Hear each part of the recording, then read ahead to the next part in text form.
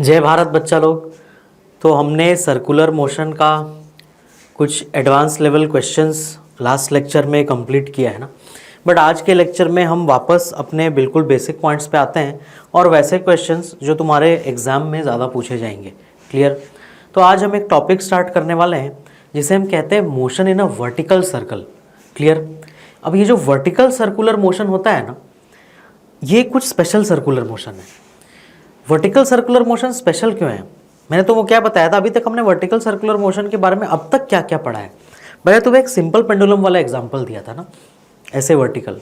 Clear. Vertical plane मतलब वो circle जो होगा वो बिल्कुल ऐसा सीधा खड़ा होगा, है ना, स्ट्रेट, ग्राउंड से परपेंडिकुलर होगा वो सर्कल पूरा, ऐसा है ना। हॉरिजॉन्टल क्या होता है, वो ग्राउंड से पैरेलल होता है, और वर्टिकल क्या होता है, ग्राउंड से परपेंडिकुलर। तो ये जो वर्टिकल सर्कुलर मोशन है ये एक बहुत खास टाइप का मोशन है। इसमें कुछ पर्टिकुलर पॉइंट्स हैं जिसके ऊपर एग्जाम में क्वेश्चन पूछे जाते हैं। क्लियर। तो उसको हम आज पूरा डिटेल में स्टडी करेंगे। इनफैक्ट आज का लेक्चर और कल का लेक्चर, जो दोनों लेक्चर होंगे वो पूरा सिर्फ वर्टिकल सर्कुलर मोशन पर ही होंगे। ठीक है। तो इसमें भी स्टार्ट करने के पहले मैं तुम्हें बता दूं कि सर्कल तो तुम्हें दिखाई देता ही रहेगा, है ना। मैंने तुम्हें सर्कुलर मोशन के क्वेश्चन सॉल्व करने के लिए क्या चीज़ें आनी चाहिए तुम्हें। नंबर 1, तुम्हें सर्कल आइडेंटिफाई करना आना चाहिए, मतलब जो बॉडी सर्कुलर मोशन कर रहा है उसका सर्कल कैसा है ना, और वो सर्कल का रेडियस कितना है ना। वो जब तक तुम वो सर्कल आइडेंटिफाई नहीं करोगे तब तक उसका रेडियस कैसे बताओगे, है ना। तो रेडियस भी तभी पता चलेगा जब तुम ये आइडेंटिफाई करोगे कि वो कैसा सर्कल कर रहा है ना, वो किस टाइप का सर्कुलर सर्कल है वो। ठीक है। तो तुम्हें डायग्राम में वो सर्कल बना के ना भी दे तो भी तुम्हें ये बात समझना है कि ये जो पार्टिकल है वो कितने रेडियस का सर्कल कर रहा होगा और इसका सेंटर कहाँ पर है इस सर्कल का। क्लियर। तो स्टेप 1 हर क्वेश्चन में सर्कल आइडेंटिफाई करो पहले ना, किस सर्कल पे पार्टिकल मोशन कर रहा है, उस सर्कल का सेंटर कहाँ है और उस सर्कल का रेडियस कितना है। ये सबसे पहला काम तुम्हें हर क्वेश्चन में करना है। कुछ क्वेश्चंस में क्लियरली दिखाई देता है, कुछ क्वेश्चन में तुम्हें थोड़ा दिमाग लगाना पड़ेगा। अच्छा, ये ऐसा सर्कल में घूम रहा है तो ये वाला लेंथ इसका रेडियस होगा और यहाँ पे इसका सेंटर होगा। क्लियर सभी को ये चीज़। जैसे फॉर एग्जांपल मैं तुम्हें एक एग्जांपल देता हूँ, है ना, जिसमें डायरेक्टली सर्कल दिखाई नहीं देता है ना। लेट अस से तुम्हारे पास कोई एक ऐसा डिस्क है। क्लियर। ये डिस्क है और ये डिस्क जो है वो इस तरीके से घूम रहा है ओमेगा से। तो अगर मैं यहाँ पे कहीं पर भी पार्टिकल रख दूँ, है ना, तो तुम बोल दोगे, ऐसे मान लो अगर मैंने पार्टिकल इस पॉइंट पे रखा, है ना, और मैंने बोला कि ये रेडियस r1 दूरी पर है, ये डिस्टेंस यहाँ से, तो तुम बोल दोगे कि हाँ सर ये r1 रेडियस का सर्कल कर रहा होगा जिसका सेंटर यहाँ पर होगा। तो इसीलिए इस पर जो सेंट्रीपिटल फोर्स लगेगा वो सेंटर की तरफ अपने को ड्रॉ करना है। सेंटर आइडेंटिफाई करना ज़रूरी क्यों है? ताकि तुम सेंट्रीपिटल फोर्स का डायरेक्शन सही आइडेंटिफाई करो, नहीं तो फिर एफबीडी सही नहीं बन पाएगा ना तुम्हारा। क्लियर सभी को।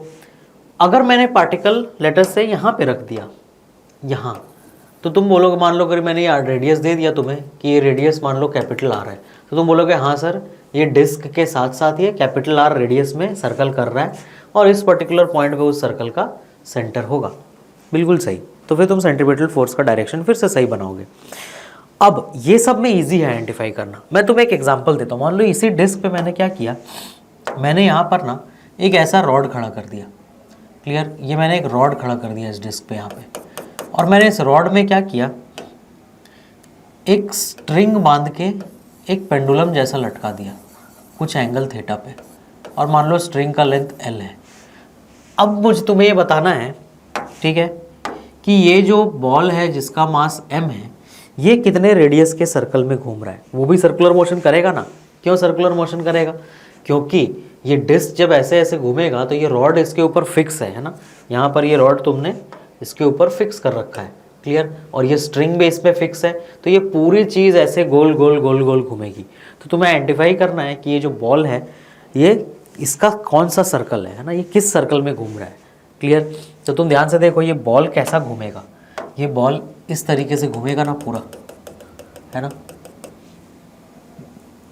ये बॉल इस तरीके से घूमेगा, है ना। इसका रेडियस कुछ बड़ा होगा और ये ऐसा गोल गोल गोल गोल गोल घूमेगा। कितना रेडियस होगा इसका? तो मुझे बताओ, ये पूरा डिस्क इस लाइन के अराउंड घूम रहा है तो सेंटर उसका यहीं पे होगा। तो तुम्हें क्या करना पड़ेगा, रेडियस आइडेंटिफाई करने के लिए तुम्हें इस पर्टिकुलर डायग्राम में, है ना, इस पर्टिकुलर डायग्राम में यहाँ से यहाँ का डिस्टेंस निकालना पड़ेगा पूरा, ये उसका रेडियस होगा, है ना। और ये ऐसा पूरा गोल गोल गोल घूम रहा है। ये डिस्क लगा हुआ है ना, देखो इजीली, ये डिस्क लगा हुआ है, इसके ऊपर एक रॉड फिक्स है और इस रॉड से तुमने एक स्ट्रिंग बांध के यहाँ बॉल लटकाया, तो जब ये डिस्क घूमेगा तो ये पूरी चीज़ ऐसे करके घूमेगी। क्लियर सभी को। तो ये डिस्टेंस कितना होगा वो भी तुम इजीली निकाल सकते हो। क्यों?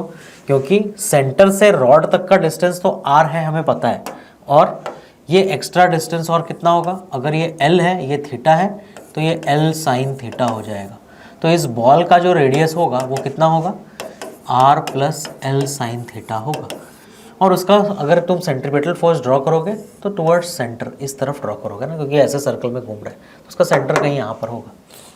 समझ आ गई बात सभी को। तो सर्कल आइडेंटिफाई करना बहुत जरूरी है। सर्कल आइडेंटिफाई नहीं करोगे तो दो प्रॉब्लम होगी, एक तुम सेंट्रीपिटल फोर्स ड्रॉ नहीं कर सकोगे उसका एफबीडी में, दूसरा रेडियस मालूम नहीं पड़ेगा तुम्हें। और सेंट्रीपिटल फोर्स में mv²/r उस सर्कल का रेडियस ही होता है जिसमें वो घूम रहा है। समझ आ गया बात सभी को। तो ये कॉम्प्लेक्स डायग्राम है जिसमें अपने को रेडियस थोड़ा ज़्यादा आइडेंटिफाई करना पड़ा है ना। मैं उस डायग्राम को क्या करता हूँ, एक बार फिर से ड्रॉ करके तुम्हें दिखाता हूँ, है ना, पूरा क्लियर, जिसमें मैं सिर्फ वो बॉल का रेडियस तुम्हें दिखाऊंगा। सर्कल कैसा घूम रहा था, ये तुम्हारा डिस्क है, क्लियर, जो इस किसी रॉड पे मान लो लगा हुआ है और ये ओमेगा से घूम रहा है, तो ये डिस्क का हर पॉइंट इसी ओमेगा से घूम रहा होगा इस तरीके से ना। ये ऐसे लाइन बना करके ओमेगा दिखाने का तरीका होता है, इसको हम एक्सिस कहते हैं, जिस एक्सिस पे ये घूमता है ऐसा, ठीक है। तो इस डिस्क का सेंटर यहाँ है। अब मैंने तुम्हें क्या बोला कि मैंने इस पर क्या किया, एक रॉड फिक्स कर दिया यहाँ पे, और उस रॉड से मैंने क्या किया, एक स्ट्रिंग निकाल करके एक मास लगा दिया m। स्ट्रिंग का लेंथ मैंने तुम्हें l दे दिया, ये एंगल मैंने तुम्हें थीटा दे दिया है। और मैंने तुम्हें क्या बोला कि ये जो डिस्क का रेडियस है वो r है, ये कैपिटल R है। तो तुम्हें क्या करना है, सिर्फ ये डिस्टेंस मेजर कर लेना है जो कि l साइन थीटा आएगा। तो ये जो बॉल है ये कितने रेडियस में घूम रहा है, r plus l sine theta के रेडियस में घूम रहा है। क्लियर। ऐसे छोटी छोटी सिंपल सी चीज़ें हैं ना, जहाँ तुम्हें सर्कल आइडेंटिफाई करो सबसे पहला। अब एक बार सर्कल आइडेंटिफाई हो गया, रेडियस आइडेंटिफाई हो गया, तो नेक्स्ट स्टेप क्या आना चाहिए तुम्हें, तो नेक्स्ट स्टेप तुम्हें उसका फ्री बॉडी डायग्राम बनाना आना चाहिए बिल्कुल करेक्ट तरीके से। सारे फोर्सेस उस पर ड्रॉ करो और फिर उसमें इक्वेशन लिखो, है ना, न्यूटन सेकंड लॉ के इक्वेशन, रेडियल डायरेक्शन में, ज़रूरत पड़ी तो टेंजेंशियल डायरेक्शन में भी, और ज़रूरत पड़ी तो वर्टिकल डायरेक्शन में भी, अगर वो हॉरिजॉन्टल सर्कुलर मोशन है तो, है ना। क्योंकि हॉरिजॉन्टल सर्कुलर मोशन में एक इंपॉर्टेंट पॉइंट क्या होता है कि वो वर्टिकली इक्विलिब्रियम में रहता है, वर्टिकल वाले फोर्सेस सारे बैलेंस हो जाते हैं, है ना, जैसे कोनिकल पेंडुलम का एग्जांपल था। क्लियर। और हमने बहुत से डिस्क, बहुत एडवांस लेवल के भी क्वेश्चन किए लास्ट लेक्चर में, उनमें भी तुमने ये देखा कि हमने नॉर्मल और mg को इक्वल किया। यहाँ पर भी ये बॉल क्या करेगा, ये हॉरिजॉन्टल सर्कुलर मोशन करेगा, है ना। अगर मैं इस बॉल का एफबीडी बनाऊँ तो बोलो बॉल का एफबीडी में क्या क्या बनेगा, ये बॉल है, एक नीचे mg बनेगा, एक इस तरफ टेंशन बनेगा, बस यही दो फोर्सेस हैं, है ना। और बॉल कैसा सर्कुलर मोशन कर रहा है, बॉल एक हॉरिजॉन्टल सर्कुलर मोशन कर रहा है जिसका radius r plus l sine theta है। तो इसमें बॉल का सेंटर किधर है, इस डायरेक्शन में सेंटर है, इधर सेंटर है, तो इसका मतलब सेंट्रीपिटल फोर्स का काम कौन करेगा यहाँ पे, टेंशन का एक कंपोनेंट, है ना, ये इसका टेंशन है। तो अगर यहाँ पे मैं एंगल बनाऊँ तो ये एंगल 90 माइनस थीटा आएगा, ये थीटा तो 90 माइनस थीटा, तो इधर क्या आ जाएगा t साइन थीटा, और ऊपर क्या आ जाएगा t कॉस थीटा। क्लियर। बस और कोई फोर्स इस पे एक्ट नहीं कर रहा, तो रेडियल डायरेक्शन है ना, ये रेडियल डायरेक्शन है, तो इधर रेडियल एक्सेलरेशन, तो इक्वेशन क्या बनेगा, रेडियल बनेगा t sine theta equal to m into v²/r, जो कि रेडियल एक्सेलरेशन होता है। और क्योंकि हॉरिजॉन्टल सर्कुलर मोशन है तो वर्टिकल वाले फोर्सेस बैलेंस होंगे, t कॉस थीटा किसके इक्वल होगा, mg के। क्लियर सभी को। तो ये इक्वेशन हो गया इसका खत्म। तो इस तरीके से तुम्हें क्वेश्चन बनाना आना चाहिए, डायग्राम कैसा भी दे। तो ये क्या क्या चीज़ें तुम्हें आनी चाहिए, सर्कल आइडेंटिफाई करना, सर्कल का सेंटर, सर्कल का रेडियस, एफबीडी बनाना, न्यूटन सेकंड लॉ का इक्वेशन लिखना। तो एफबीडी बनाना, न्यूटन सेकंड लॉ का इक्वेशन लिखना, ये हमने एनएलएम फ्रिक्शन में बहुत प्रैक्टिस की, इसलिए तुम्हें घर पे वो क्वेश्चंस बहुत सारे बनाने ज़रूरी हैं ताकि तुम्हें सर्कुलर में प्रॉब्लम ना हो। क्लियर। और नया सिर्फ यहाँ तुम क्या कर रहे हो कि तुम सेंट्रीपिटल फोर्स, सेंट्रीपिटल एक्सेलरेशन का तुमने कॉन्सेप्ट सीखा बस, और कुछ भी नया नहीं हो रहा है। इसलिए सर्कुलर मोशन में कोई प्रॉब्लम अगर तुम्हें हो रही है तो तुरंत बात करो मुझसे, और ताकि तुम्हें ये समझ आ सके कि हमारा एफबीडी और इक्वेशन लिखने में अगर प्रैक्टिस कम है तो पहले उसको प्रैक्टिस करना ज़रूरी है, एनएलएम फ्रिक्शन को, उसके बाद ही हम सर्कुलर मोशन पढ़ पाएंगे। क्लियर है सभी को ये। तो आज हम लोग वर्टिकल सर्कुलर मोशन पढ़ाई शुरू करेंगे ना। ये तो मैंने तुम्हें एक बेसिक एग्जांपल दिया, ये हॉरिजॉन्टली था, बट वर्टिकल सर्कुलर मोशन पूरा अलग से पढ़ाई होता है। क्यों? क्योंकि उस टॉपिक से क्वेश्चन एग्जाम में बहुत आते हैं, है ना। तो आओ हम लोग स्टार्ट करते हैं वर्टिकल सर्कुलर मोशन। इसमें मैं सबसे पहले क्या करूँगा, तुम्हें कुछ एग्जाम्पल शो करता हूँ, ठीक है। कुछ एग्जाम्पल्स हम देखते हैं। जैसे तुम ध्यान से देखो, इस पर्टिकुलर वीडियो में ना मैं तुम्हें कुछ शो करना चाहता हूँ। ये क्या है, तुम लोग सबने वो हॉट व्हील्स का कार देखा होगा ना। हॉट व्हील्स में वो कार ट्रैक होता है, ये कार का ट्रैक है। इधर से कार आएगा और ऐसा घूमता हुआ आगे जाएगा। आई थिंक मुझे बोलना कम चाहिए और दिखाना तुम्हें ज़्यादा चाहिए। ये देखो, है ना। तो ये इस तरीके से कार इस पर सर्कुलर मोशन करता है। कार इधर से आ रहा है, ये ऐसा सर्कल घूम रहा है और आगे की तरफ चला जा रहा है ना। क्लियर? तो ये कंटिन्यू तुम्हारा मैंने कर रखा है। कार निकल गया, फिर ये नेक्स्ट कार आया, इसने सर्कुलर मोशन किया, है ना। सेम वही मोशन बार बार रिपीट हो रहा है। तो ये एक वर्टिकल सर्कल है ना, वर्टिकल सर्कल है, ठीक है, जिसमें कार मोशन कर रहा है। समझ आई बात? तो इस मोशन का फ्री बॉडी डायग्राम बनाना, इसमें क्या क्या हो सकता है, किस पॉइंट पे कार की कितनी स्पीड होगी। स्पीड बड़ा इंपॉर्टेंट पॉइंट है यहाँ पे, क्योंकि तुम देखो ये चीज़ है तुम आइडेंटिफाई कर पा रहे हो कि जैसे जैसे कार ऊपर जा रहा है इसकी स्पीड थोड़ी सी कम हो जा रही है ना। और टॉप मोस्ट पॉइंट पे इसकी स्पीड इनफैक्ट सबसे कम हो जा रही है, और फिर जब ये नीचे आना चालू कर रहा है तो फिर से इसकी स्पीड बढ़ जा रही है। ऑब्वियसली ऐसा होना ही था, क्योंकि जब कार ऊपर जा रहा है तो उसका वेलोसिटी कहीं ऊपर की तरफ होगा, जबकि एक्सेलरेशन यहाँ पे क्या होता है, जी डाउनवर्ड, तो रिटार्डेशन चलेगा। तो नीचे से ऊपर जाने में स्पीड कम रहा है, और जब ऊपर से नीचे आ रहा है तो स्पीड क्या हो रहा है, वापस से बढ़ रहा है। क्लियर सभी को? अब ये आराम से सर्कुलर मोशन कर ले रहा है अपना, बट क्या रिक्वायरमेंट है कि ये अपना सर्कल कंप्लीट कर सके? क्यों? क्योंकि ऐसा भी हो सकता है कि ये वर्टिकल सर्कल चढ़ने के टाइम पहले ही धड़ाम से गिर जाए। ऐसा हो सकता है ना। जैसे फॉर एग्जांपल मैं तुम्हें शो करता हूँ, ठीक है। लेट अस से ये एक एग्जांपल है। इस एग्जांपल में देखो, ये कार क्या कर रहा है, ये पूरा सर्कल नहीं कर पा रहा है और ये गिर जा रहा है। आई होप उसके अंदर कोई ड्राइवर ना हो, ठीक है। तो ऐसा क्यों हो रहा है कि किसी पर्टिकुलर केस में ये सर्कल कंप्लीट कर ले रहा था, बट इस पर्टिकुलर केस में ये सर्कल कंप्लीट नहीं कर पा रहा है। तो क्या चाहिए हमें ताकि ये पूरा सर्कल कंप्लीट कर सके? ठीक है, तो इसी टाइप का ऐसे ये कार का एक एग्जांपल है जो कि एक वर्टिकल सर्कल के अंदर चल रहा है ना, ये इनसाइड दी सर्कल चल रहा है। क्लियर? अगर मैं इसकी जगह एक हॉलो स्फीयर भी रख देता ना, एक बॉल रख देता जिसके अंदर कार चलता, ऊपर नहीं, कार अंदर चल रहा है, ठीक है। तो इस टाइप के ना कुछ डिफरेंट टाइप के केसेस है जो अपने को डिस्कस करना है ना। तुमने देखा कि एक पर्टिकुलर एग्जांपल में कार पूरा सर्कल कंप्लीट कर रहा है, दोबारा में कार वही है, ट्रैक भी वैसा ही है, बट वो सर्कल कंप्लीट नहीं कर पा रहा है ना। तो क्या चाहिए कि हम सर्कल कंप्लीट कर सकें, और उसका फ्री बॉडी डायग्राम, वो फोर्सेस, वो सारा कुछ अपने को डिस्कस करना है, ठीक है। यहाँ पे ना कुछ इंटरेस्टिंग चीज़ें हो रही है, तुम ध्यान से देखो। मैं तुम्हें दोनों अलग अलग डायग्राम में इस चीज़ को समझाता हूँ, ठीक है। इस पर्टिकुलर डायग्राम में ना, इसमें ना दो एरो बने हुए, देखो, एक यहाँ छोटा सा एक रेड एरो है और ये येलो एरो। अभी तुम उस रेड एरो को भूल जाओ, रेड एरो से तुम्हें ग्रेविटी का डायरेक्शन दिखा रहा है, ठीक है, जो उस पर फोर्स एक्ट कर रहा है। ये जो कार है यहाँ पे ना, इसके ऊपर दो फोर्स एक्ट कर रहे हैं एक्चुअल में, और कोई फोर्स हो ही नहीं सकता। क्यों? मैंने स्ट्रिंग बांधा नहीं है। तो एक तो mg होगा, है ना, ये जो फोर्स बना हुआ है जो रेड एरो में, ये नीचे की तरफ ऐसा mg है। और ये कौन सा फोर्स होगा बताओ मुझे? ये नॉर्मल है ना। सेंट्रीपिटल फोर्स मत बोल देना, क्योंकि सेंट्रीपिटल फ्री बॉडी डायग्राम में सेंट्रीपिटल फोर्स तो कोई एक ऐसा फोर्स होगा जिसको हम जानते हैं, जो कि सेंट्रीपिटल फोर्स का काम कर रहा होगा, जो प्रोवाइड कर रहा होगा सेंट्रीपिटल। बट एफबीडी में तो अपन क्या ड्रॉ करते हैं, mg, normal, tension, friction, spring force, है ना। तो ये mg हो गया। तो ये जो सरफेस है ना, उससे परपेंडिकुलर ये लाइन, ये रेडियस वाली लाइन है जो किसकी तरफ जा रही है, सेंटर की तरफ। तो ये नॉर्मल है। तो तुम देखो इस येलो एरो पे ध्यान देना, ठीक है। जब तक मैं इसको प्ले करूंगा, तुम देखना येलो एरो का जो लेंथ है ना, वो कंटिन्यूसली चेंज कर रहा है, ठीक है। येलो एरो का जो लेंथ है वो कंटिन्यूसली क्या हो रहा है, चेंज हो रहा है। देखना जब ये गोल गोल घूम रहा है तो देखो वो बिल्कुल छोटा हो जाता है टॉप मोस्ट पॉइंट पे, और जैसे जैसे ऊपर जा रहा है, इनफैक्ट तुम यहाँ पे अगर देखोगे ध्यान से कि जब वो सबसे नीचे है तो येलो एरो सबसे लंबा है, जब वो सबसे नीचे पहुँचता है। तो जैसे जैसे ऊपर जाने लगता है येलो एरो का लेंथ कम होने लगता है, ऊपर में बिल्कुल गायब, फिर बढ़ता है, फिर तो ऊपर से नीचे आने में येलो एरो का लेंथ बढ़ रहा है, देखो लेंथ बढ़ रहा है यहाँ तक, फिर कम होना चालू हो जाएगा जब ये यहाँ से यहाँ जाएगा, देखो है ना। तो ऊपर से नीचे आ रहा है, इसका मतलब सिंपल सा पॉइंट क्या है कि जब ये नीचे से ऊपर जाता है तो नॉर्मल रिएक्शन की वैल्यू कम हो जाती है, और जब ये ऊपर से नीचे आता है तो नॉर्मल की वैल्यू बढ़ती जाती है। क्लियर? क्यों ऐसा हो रहा है वो हम एफबीडी बना के इक्वेशन बना के पूरा देखेंगे। बट ये एक बहुत इंपॉर्टेंट पॉइंट है कि जैसे जैसे नीचे से ऊपर जाता है नॉर्मल रिएक्शन की वैल्यू कम होती जाती है ना, और वो पूरा गायब टॉप मोस्ट पॉइंट पे जाकर ही हो रहा है। ठीक है, लेकिन जिसमें ये गिर गया उसमें क्या हो रहा है ना, उसको हम लोग देखते हैं।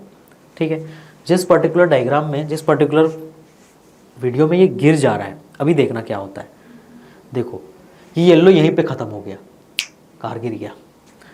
इसका मतलब अगर येलो एरो खत्म हो गया इसका मतलब नॉर्मल रिएक्शन जीरो हो गया ना। अगर नॉर्मल रिएक्शन जीरो हो गया मतलब क्या खत्म हो गया? कांटेक्ट। मतलब इस कार ने रोड से कांटेक्ट छोड़ दिया, तभी तो गिर गया। समझ आई बात सभी को? तो इस पर्टिकुलर एग्जांपल में कार का जो नॉर्मल रिएक्शन है वो टॉप मोस्ट पॉइंट पहुंचने के पहले ही जीरो हो जा रहा है, इसीलिए ये कार गिर जा रहा है। जबकि इसके पहले वाले एग्जांपल में टॉप मोस्ट पॉइंट पहुंचने के पर ही नॉर्मल जीरो हो रहा था, इसीलिए वो कार पूरा सर्कल कंप्लीट कर ले रहा था। समझ आया? तो कांटेक्ट खत्म नहीं होना चाहिए ट्रैक से। कांटेक्ट खत्म हो गया तो ऑब्वियसली ये जो ट्रैक है वो तुम छोड़ दोगे ना। कांटेक्ट खत्म मतलब कार ने ट्रैक छोड़ दिया तो गिर गया वो। क्लियर? अब क्या चाहिए कि नॉर्मल रिएक्शन खत्म ना हो, और क्या होने के कारण नॉर्मल रिएक्शन खत्म हो जाता है, ये सब अपने को डिस्कस करना है। और सिर्फ इसी टाइप का मोशन में नहीं है ना, एक टाइप का मोशन और होता है वर्टिकल सर्कल का, जो कि बहुत ही बेसिक सा एग्जाम्पल है, मैं तुम्हें बताता हूँ। अगर तुमने एक स्ट्रिंग को बांधा है और स्टोन बांध दिया उसमें, और तुम उसको ऐसे गोल गोल घुमा रहे हो ना, मतलब ऐसा घूम रहा है ये वर्टिकल सर्कल इस तरीके से। क्लियर? ये ऐसा घूम रहा है पूरा। समझ आई बात?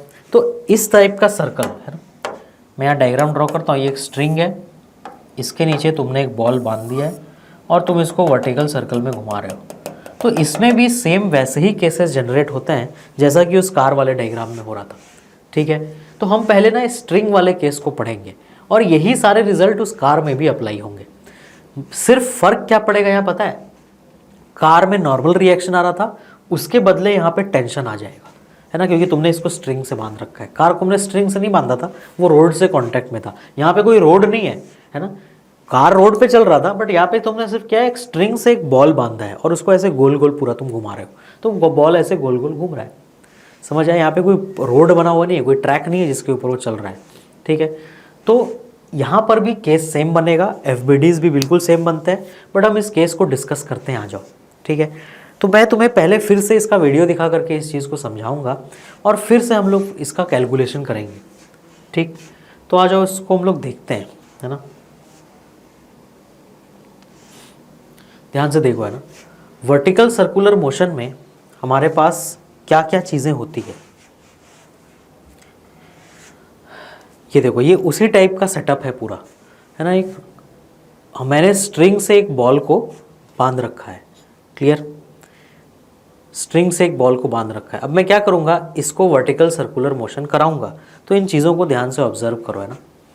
ये स्ट्रिंग है, इसका लेंथ L है। ठीक है, स्ट्रिंग का लेंथ L है। मैंने यहाँ पे इसको बांध दिया है ना पॉइंट O पे, और यहाँ नीचे मैंने एक बॉल लटकाया है जिसका मास M है। क्लियर? और मैंने इसको मारा तो ये क्या करेगा, ये बॉल जो है ये घूमना चालू कर देगा। समझ आई बात सभी को? और ये आगे की तरफ जाएगा। मान लो मैंने इसको मारा और इसको कुछ स्पीड दी, और इतनी स्पीड दी कि अपना पूरा सर्कल कंप्लीट कर पा रहा है। मैंने ये मान लिया कि मैंने इसको नीचे में इतनी ज़ोर से मारा था कि ये क्या कर पा रहा है, अपना पूरा सर्कल कंप्लीट कर पा रहा है। ठीक है, अब देखो मैं क्या कर रहा हूँ, मैंने क्या किया, यहाँ पे ना कुछ एंगल्स में डिवाइड कर दिया इस पूरे सर्कल को। तुम ये बात ऑब्वियसली समझ रहे होगे, अगर मैंने इसको नीचे धीरे से मारा होता ना, तो हो सकता है ये पूरा सर्कल कंप्लीट नहीं कर पाता। हो सकता है यहीं तक जाता और ऐसा झूलता रह जाता, हो सकता है ना। या फिर हो सकता है ये 90 डिग्री को तो पार करता, बट यहाँ तक 180 डिग्री तक नहीं पहुँच पाता। या फिर ऐसा भी हो सकता है, जो कि इस वीडियो में हो रहा है, कि मैंने इतनी ज़ोर से मारा कि ये पूरा सर्कल कंप्लीट कर पा रहा है। तो इम्पॉर्टेंट क्या है कि नीचे में मुझे ज़ोर से मारना है ताकि ये पूरा सर्कल कंप्लीट करे। उस मारने से हो क्या रहा है, उसको एक पर्टिकुलर स्पीड मिलती है। यहाँ नीचे वाले पॉइंट पे पर्टिकुलर स्पीड मिलती है ना। लेट अस से मैं उस स्पीड को बोल रहा हूँ कि उसे जो स्पीड मिला नीचे वाले पॉइंट पे वो V0 मिला। ऑब्वियसली जब ये चलेगा तो ये ऊपर जाते जाते ये स्पीड कम होगी, है ना, लेकिन नीचे में इसकी स्पीड इतनी ज़्यादा होनी चाहिए कि इस पॉइंट को भी क्रॉस कर जाए और इस पॉइंट को भी क्रॉस कर जाए। ये बहुत इंपॉर्टेंट लाइन बोली मैंने अभी, है ना, बट ऑब्वियसली तुम इस चीज़ों को आराम से समझ सकते हो, कॉमन सेंस की बात है। नीचे में स्पीड कम कर दोगे अगर तो थोड़ा ही दूर जा करके वापस यहीं लटकता रह जाएगा ना, ये पेंडुलम की तरह, है ना। बट अभी ये क्या कर रहा है, ये पूरा सर्कल कंप्लीट कर रहा है। तो मैं क्या करता हूँ, इस डायग्राम में ना कुछ पॉइंट्स में लेवल करता हूँ, ठीक है। लेट अस से ये जो तुम्हारा बॉटम मोस्ट पॉइंट है ये पॉइंट बी है, टॉप मोस्ट पॉइंट है ये पॉइंट ए है, और ये हॉरिजॉन्टल लेवल का पॉइंट है ना, ये वाला वो पॉइंट है जहाँ पे स्ट्रिंग हॉरिजॉन्टल हो जा रहा है अर्थ से पैरेलल, इसको मैं एच बोल देता हूँ इस पॉइंट को, ठीक है। तो ये जो पॉइंट्स है मैंने कुछ एंगल बनाए, यहाँ पे 0 डिग्री एंगल है, ठीक है, ये पर्टिकुलर 0 है, फिर ये 90 डिग्री पहुंचा, फिर 180 डिग्री, फिर आगे घूमेगा यहाँ तो कितना आएगा 270 और यहाँ 360, तो वही वो एंगल्स यहाँ पे बने हुए हैं, देख लो, है ना। फिर यहाँ से यहाँ आएगा 270 और 270 से वापस आएगा 360, है ना। तो ये इस तरीके से घूम रहा है। अभी देखो क्या हो सकता है, मैंने क्या किया, उस बॉल को ना किसी भी एक पर्टिकुलर पॉइंट पे अज्यूम कर लिया एट एन एंगल थीटा, है ना। मैंने क्या बोला कि बॉल घूमना चालू किया है और अभी इसने वर्टिकल से कितना एंगल बनाया है, थीटा एंगल बनाया है। तो अब इस थीटा एंगल पे जब बॉल है तो हम उसका फ्री बॉडी डायग्राम बना सकते हैं। मुझे बताओ क्या ये वेलोसिटी वेक्टर बिल्कुल सही डायरेक्शन में बना है? यस, क्योंकि वेलोसिटी वेक्टर हमेशा कैसे होता है, टेंजेंट होता है पाथ के। तो मैंने टेंजेंट में वेलोसिटी वेक्टर बनाया। और क्या क्या इस पे बनेगा देखो,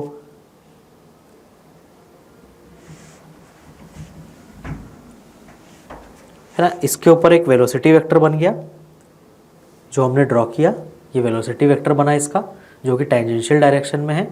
फिर उसके बाद क्या बनेगा इसके ऊपर, ये तो वेलोसिटी दिखाया मैंने, ये दोनों फोर्सेस हैं जो बॉल के ऊपर एक्ट कर रहे हैं और शायद मुझे इसे बताने की ज़रूरत नहीं है तुम्हें, है ना। एक mg नीचे की तरफ और सेंटर की तरफ टेंशन। तो हम एक काम करते हैं, हम ये फ्री बॉडी डायग्राम अपने नोट्स में बनाते हैं पहले, ठीक है। आ जाओ, ये तुम्हारा वो वर्टिकल सर्कल है जिसमें बॉल घूम रहा है और वो एक स्ट्रिंग से कनेक्टेड है ना। स्ट्रिंग का लेंथ तुम्हारा L गिवन है और हमने क्या माना कि वर्टिकल से किसी थीटा एंगल पे बॉल पहुंचा है ना। बॉल कहाँ पहुंचा है, वर्टिकल से किसी थीटा एंगल पे पहुंचा है। तो मैं क्या करना चाहता हूँ, मैं बॉल का FBD बनाना चाहता हूँ, ठीक है। तो मैं बॉल का FBD बनाऊंगा एट दिस पॉइंट। इसका वेलोसिटी वेक्टर किधर पॉइंट कर रहा है, बॉल का वेलोसिटी वेक्टर पॉइंट कर रहा है ऐसा टेंजेंशियल, बट हम इसका FBD बना रहे हैं तो हम इसका फोर्सेस ड्रॉ करेंगे। इसमें सबसे पहले क्या फोर्स ड्रॉ होगा, बॉल का अपना वेट mg, है ना, और दूसरा फोर्स क्या, इस दिशा में टेंशन, और ये एंगल कितना बन रहा है, थीटा। क्लियर, बॉल की वेलोसिटी ऑब्वियसली टेंजेंशियल है, वो हम सबको पता है। तो अब हम क्या कर सकते हैं, बॉल अब वर्टिकल सर्कुलर मोशन कर रहा है, मुझे बताओ किन डायरेक्शन में फोर्स मुझे डिवाइड करना चाहिए।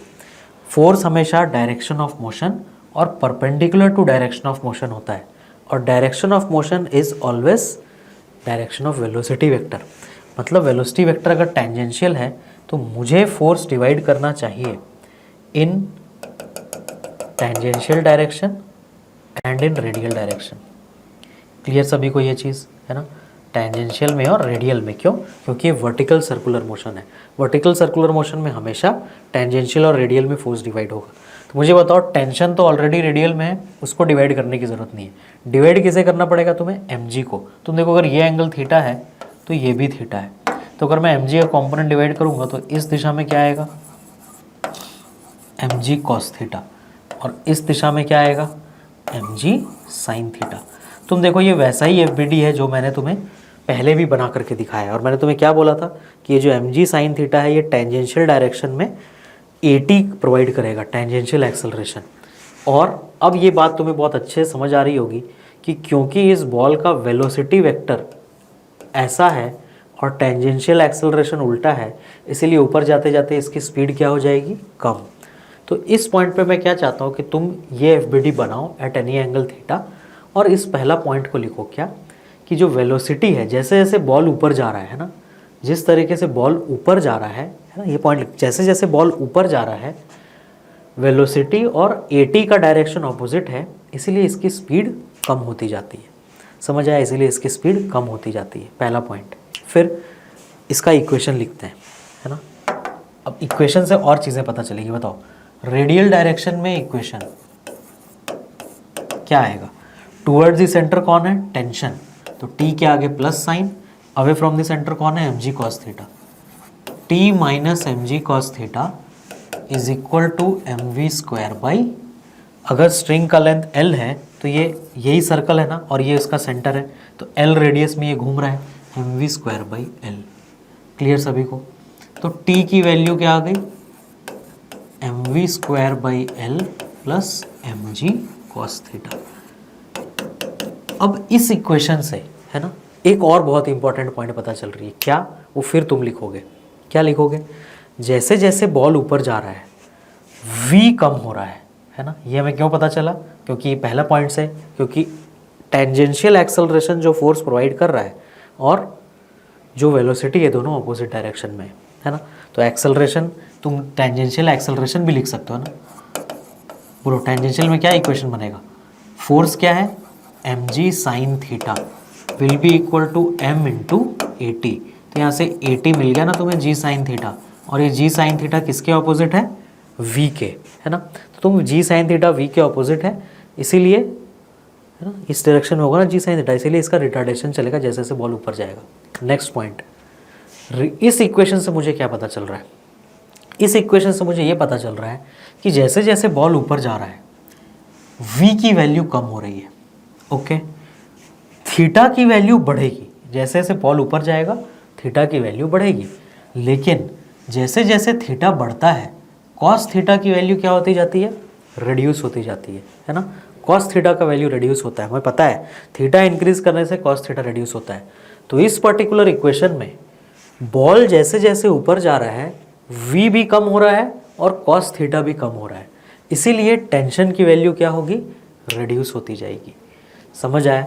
और यही प्रॉब्लम है जो उस कार वाले इक्वेशन में भी हो रहा था। कार वाले एफबीडी में क्या हो रहा था? जैसे जैसे बॉल ऊपर जा रहा था नॉर्मल की वैल्यू क्या हो रही थी? कम। यहाँ पे किसकी वैल्यू कम हो रही है? टेंशन की। तो जैसे ही टेंशन ज़ीरो हो जाएगा ये बॉल सर्कुलर मोशन करना बंद कर देगा, है ना। क्यों? क्योंकि ये स्ट्रिंग पूरा ऐसा सीधा नहीं रह पाएगा फिर, है ना। अगर टेंशन ज़ीरो रह गया तो ये बॉल का सर्कुलर मोशन ख़त्म हो जाएगा। क्लियर सभी को ये चीज़? बट ये सारा पॉइंट हम धीरे धीरे डिस्कस करेंगे। अभी तुम क्या लिखोगे? सबसे पहले एक पॉइंट तो तुमने लिख लिया कि इसका स्पीड कम हो रहा है, दूसरा इसका टेंशन भी कम होता जा रहा है जैसे जैसे ऊपर जा रहा है। रीज़न तुम लिखोगे, v तो कम हो ही रहा है और ऊपर जाने से थीटा बढ़ रहा है और थीटा बढ़ने से कॉस थीटा कम होता है, मतलब टेंशन रिड्यूस होता जाता है जैसे जैसे बॉल ऊपर जाता है। ये दोनों पॉइंट लिख लिया सबने। अब नेक्स्ट देखो, है ना, और क्या अपना डिस्कशन का पॉइंट है यहाँ पे। ठीक है, तो अगर हम इसका इक्वेशन बनाएंगे, है ना, हमें दिख रहा है फोर्स का कंपोनेंट डिवाइड किया जा रहा है ना। तो फोर्स का कंपोनेंट डिवाइड कर दिया गया, टेंशन, तो net force in radial direction, और ये सारे इक्वेशंस यहाँ पे बने होंगे ना। सेंट्रीपिटल फोर्स, तो जो मैंने तुम्हें एफबीडी बनाया तो उसके हिसाब से देखो, तुम्हें इस इक्वेशंस को देखने की ज़रूरत नहीं है ना। तो टेंशन की वैल्यू इसने भी यही प्रूव कर दी। क्लियर? टेंशन की वैल्यू प्रूव हुई यहाँ पे, क्या? mv square by L plus mg cos theta, वही हमने भी किया था। अब क्या हो रहा है देखो यहाँ पे, ये बॉल कैसा मोशन कर रहा है? ये बॉल एक पेंडुलम की तरह सिर्फ झूल करके रह जा रहा है ना। तो अगर बॉल सिर्फ पेंडुलम की तरह झूल रहा है, इसका मतलब क्या है कि बॉल को मैंने यहाँ पे इतनी कम वेलोसिटी दी कि वो यहाँ तक भी नहीं पहुँच पाया। हुआ ना? बॉल क्या कर रहा है देखो, सिर्फ ऐसा ऐसा झूल के रह जा रहा है। तो अगर तुम यहाँ इतना कम वेलोसिटी दोगे तो बेचारा ऐसे ही झूल जाएगा ना। ये एक केस है वर्टिकल सर्कुलर मोशन का। सेकंड केस क्या हो सकता है कि तुमने यहाँ वेलोसिटी दी, ये इस हॉरिजॉन्टल पॉइंट को तो क्रॉस कर रहा है ना, इसको क्रॉस करके क्या है ये, बट यहाँ पे आकर के उसका टेंशन ज़ीरो हो गया। अब देखो जैसे ही टेंशन ज़ीरो हुआ तो अब स्ट्रिंग सीधा नहीं रह पा रहा है ना। इन पॉइंट्स को मैं फिर लेबल कर देता हूँ। हमने क्या नाम दिया था इन पॉइंट्स को? जो नाम हमने दिया था, ये पॉइंट हमारा पॉइंट बी बोला था मैंने, है ना। ये जो पॉइंट है तुम्हारा, दिस इज पॉइंट बी, ठीक है। ये है पॉइंट एच और ये है पॉइंट ए, ठीक है। तो ये बॉल क्या कर रहा है, ये एच को तो क्रॉस कर गया बट यहाँ पहुँच के इसका टेंशन ज़ीरो हो गया। समझ आई बात? यहाँ पहुँच करके इसका टेंशन ज़ीरो हो गया। तो अब ये सर्कुलर मोशन नहीं करेगा, ये ऐसे कैसा मोशन कर रहा है देखो ध्यान से। अब ये बॉल एक सिंपल सा प्रोजेक्टाइल मोशन करेगा, है ना, और फिर ये प्रोजेक्टाइल की तरह आगे आके गिर जाएगा और फिर अपना ये पुराना वाला मोशन, फिर यहाँ आकर के स्ट्रिंग पूरा सीधा हो गया तो ये फिर से उस तरीके से घूमना चालू कर देगा। तो अभी यहाँ पर हमने दो इम्पॉर्टेंट केसेस देखे। क्या क्या इम्पॉर्टेंट केस देखा हमने? हमने एक केस देखा जिसमें बॉल ऐसा झूल के रह गया, तो मतलब वो B से H तक ही नहीं पहुँच पाया, और दूसरा हमने क्या देखा कि इसने H को तो क्रॉस किया लेकिन A तक नहीं पहुँच पाया। ठीक है, मतलब टोटल इस सर्कुलर मोशन में ना 3 टाइप के केस होंगे। एक जिसमें ये सिर्फ पेंडुलम की तरह झूल के रह जाएगा, दूसरा जिसमें ये H को तो क्रॉस करेगा बट A तक नहीं पहुंच पाएगा, और तीसरा कौन सा, जिसमें ये पूरा सर्कुलर मोशन कर पाएगा। तो इन तीनों केस को हम लोग अब एक एक करके देखेंगे। ठीक है, तो आज हम लोग स्टार्ट करते हैं अपना यहाँ से अब कहानी। तुम देखो यहाँ पे क्या लिखा हुआ है, calculate minimum speed required at A to just complete vertical circle. सबसे पहले मुझे क्या कैलकुलेट करना है कि इसकी A पे स्पीड कितनी होनी चाहिए ताकि ये अपना वर्टिकल सर्कल कंप्लीट कर ले। ठीक है, तो मैं इसका पॉइंट A पे स्पीड कैलकुलेट कर रहा हूँ ना सबसे पहला। ठीक है, कैलकुलेशन ऑफ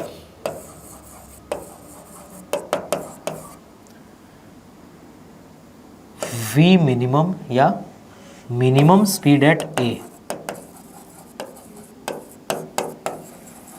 ठीक है, A को मैंने टॉप मोस्ट पॉइंट लिया है या फिर टॉप मोस्ट पॉइंट है ना। ठीक है, किस चीज़ के लिए मिनिमम स्पीड? ताकि ये सर्कुलर मोशन जस्ट कंप्लीट कर सके। अब मुझे बताओ सर्कुलर मोशन कंप्लीट करने के लिए क्या चाहिए कि यहाँ तक आने के पहले इसका टेंशन ज़ीरो नहीं होना चाहिए, है ना, क्योंकि यहाँ तक आने के पहले अगर टेंशन ज़ीरो हो जाएगा तो वो फिर ऐसे आगे प्रोजेक्टाइल की तरह मोशन कर जाएगा ना, वो सर्कल कंप्लीट नहीं कर पाएगा। समझ आई बात सभी को? तो टेंशन ही वो फोर्स है जो इसे सर्कुलर मोशन कंप्लीट करा रहा है। क्यों? क्योंकि टुवर्ड्स द सेंटर वही एक्ट कर रहा है, और टुवर्ड्स द सेंटर एक्ट करने वाला फोर्स ही तो सबसे इंपॉर्टेंट होता है ना, क्योंकि वही रेडियल है, सेंट्रीपिटल एक्सेलरेशन देता है, और वो तो होना ही चाहिए सर्कुलर मोशन के लिए। इसीलिए हमें किसी भी तरह इसे टॉप मोस्ट पॉइंट तक पहुँचाना है। इसका मतलब मैं ये मान सकता हूँ कि A से पहले इसका टेंशन ज़ीरो नहीं होना चाहिए। टेंशन कब ज़ीरो होना चाहिए? जस्ट जब ये A पे पहुँच जाए, सिर्फ उसी वक्त, है ना। तो हम क्या बोलते हैं, to just complete vertical circle, complete vertical circle,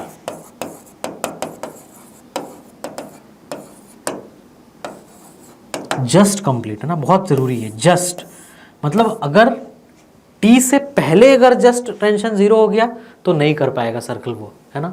A से पहले अगर हो गया तो, A के बाद होगा तो कोई बात नहीं, इसलिए वो जस्ट A पे आकर के उसका टेंशन ज़ीरो होना चाहिए। समझ आया सभी को? तो just complete vertical circle, tension at A is equal to zero.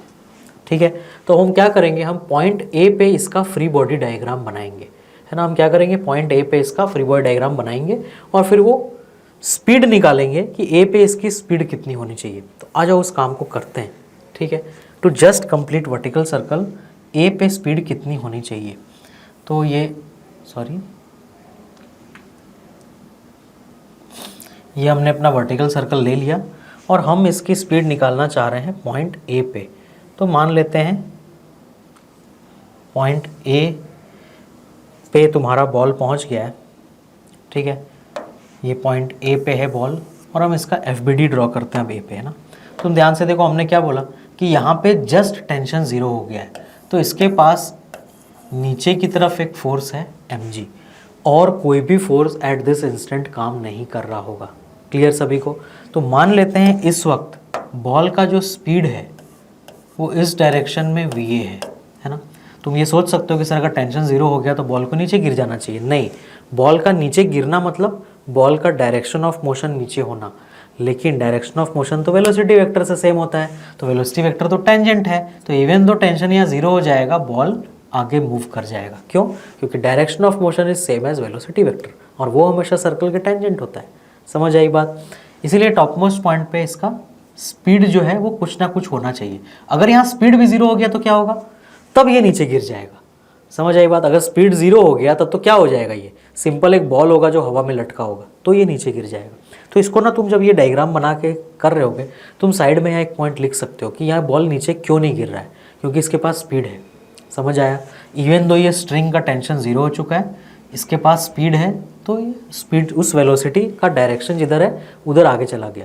और साथ में क्या लिख सकते हो कि अगर यहाँ वेलोसिटी 0 हो गई तो गिर जाएगा बॉल नीचे, क्योंकि उस वक्त तो एक सिंपल रेस्ट पे बॉल होगा जिसपे नीचे की तरफ एक फोर्स लग रहा होगा mg, तो उसको नीचे गिरा के ले जाएगा ना।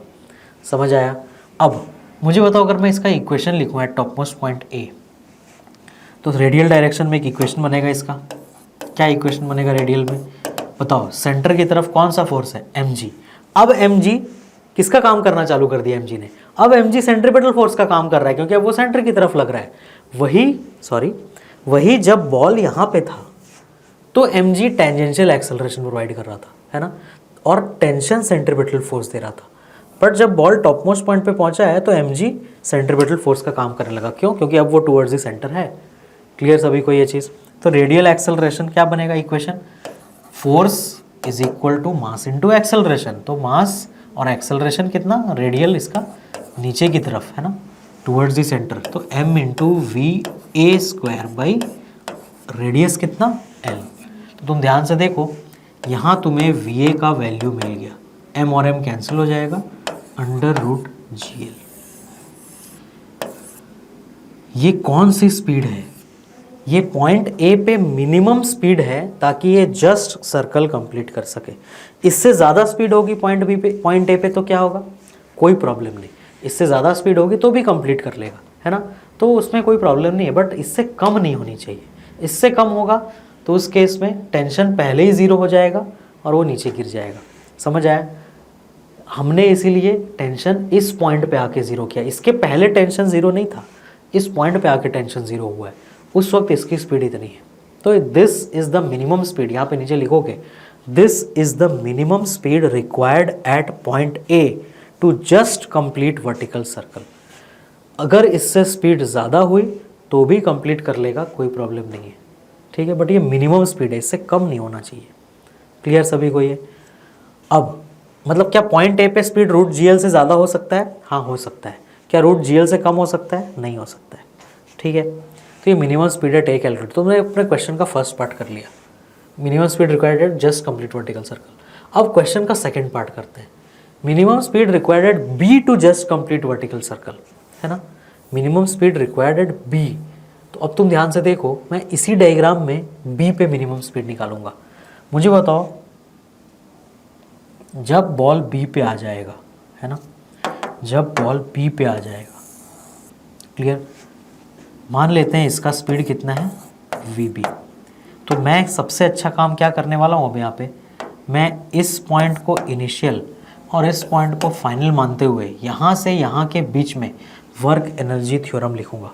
क्या लिखूंगा मैं? Work energy theorem.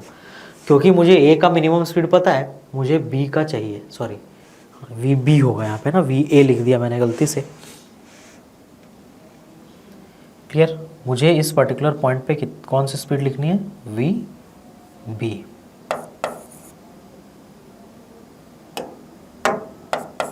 ठीक है, तो इस पॉइंट पे स्पीड कितनी होनी चाहिए? तो मैं इस पॉइंट को इनिशियल ले रहा हूँ और ऊपर वाले पॉइंट को मैं क्या ले रहा हूँ? फाइनल। और मैं इनिशियल फाइनल के बीच में वर्क एनर्जी थ्योरम लिख रहा हूँ। तो अब क्या चल रहा है बोर्ड पे? अब बोर्ड पे चल रहा है कैलकुलेशन ऑफ मिनिमम स्पीड, है ना, मैं यहाँ पे लिख रहा हूँ second part, calculation of minimum speed eight, किस पर्टिकुलर पॉइंट पे? मिनिमम स्पीड एट, ये बी था तुम्हारा, है ना, ये पॉइंट बी है और जो टॉप मोस्ट पॉइंट था ये पॉइंट ए था, है ना, at B to just complete vertical circle.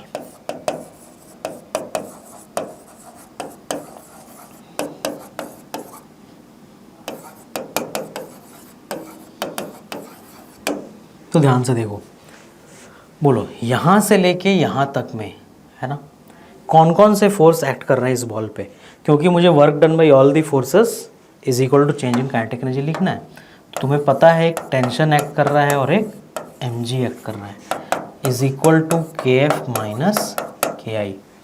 अब टेंशन का वर्क कितना होगा यहाँ पे? 0, क्यों? क्योंकि एट एनी इंस्टेंट टेंशन जो होगा वो रेडियल डायरेक्शन में होगा, जबकि डिस्प्लेसमेंट कैसा होगा? टेंजेंशियल डायरेक्शन में, है ना। तो इसलिए दोनों के बीच में एंगल 90 डिग्री होगा। तो टेंशन का वर्क वर्टिकल सर्कुलर मोशन में कितना होने वाला है? 0 प्लस mg का वर्क। तो वो तो mg का वर्क मैं तुम्हें कैसे सिखाया था, mg लिख लो, फिर देख लो इनिशियल और फाइनल पॉइंट में कितने का हाइट डिफरेंस है। तो मुझे बताओ ये भी l ये भी l, तो इनिशियल से फाइनल में 2l हुआ ना। ये कितना ऊपर चला गया? 2l। बट क्योंकि ये ऊपर गया है तो mg नीचे है और डिस्प्लेसमेंट ऊपर है। देखो ये इनिशियल और ये फाइनल लिया ना मैंने, तो ये इनिशियल से फाइनल जाने में ये 2l ऊपर गया है ना। तो इसीलिए यहाँ पे मैं आगे क्या साइन लगाऊंगा? माइनस। तो mg का वर्क mg इंटू 2l और आगे minus is equal to kf। बोलो f क्या है? तो फाइनल वेलोसिटी मतलब half m va square minus initial कितना? Half m vb square. अब यहाँ पे तुम्हें va की वैल्यू पता है तो तुम क्या कर लोगे, है ना। हमें क्या पता है? हमें va की वैल्यू पता है ना। सॉरी ये इरेज हो गया, दिस इज vb, है ना। इस इक्वेशन को देखो, हमें क्या पता है? हमें va की वैल्यू पता है, तो हम वैल्यू डाल लेंगे और vb की वैल्यू निकाल लेंगे। ठीक है, तो va की वैल्यू मैं यहाँ पे पुट कर दे रहा हूँ, तुम खुद से पुट कर लेना √gl। तुम्हें vb की वैल्यू मिलेगी √5gl। ठीक है, तुमने va का वो मिनिमम स्पीड डाला जो कि हमें a पॉइंट पे चाहिए ताकि जस्ट सर्कल कंप्लीट कर सके। तो ये vb भी क्या है? ये भी वो मिनिमम स्पीड ही है एट पॉइंट b जिससे वो जस्ट सर्कल कंप्लीट कर सके। अब याद करो, मैंने तुम्हें ये बात बोला था ना कि नीचे में हमें ज़ोर से मारना पड़ेगा तभी ये सर्कल कंप्लीट करेगा। तो तुम्हें नीचे इतनी ज़ोर से मारना है कि वहाँ पे कम से कम उसे कितनी स्पीड मिले? √5gl। तभी पॉइंट ए पे पहुँचने में उसकी स्पीड √gl होगी और वो जस्ट सर्कल कंप्लीट कर लेगा। समझ आ गया सभी को ये चीज़?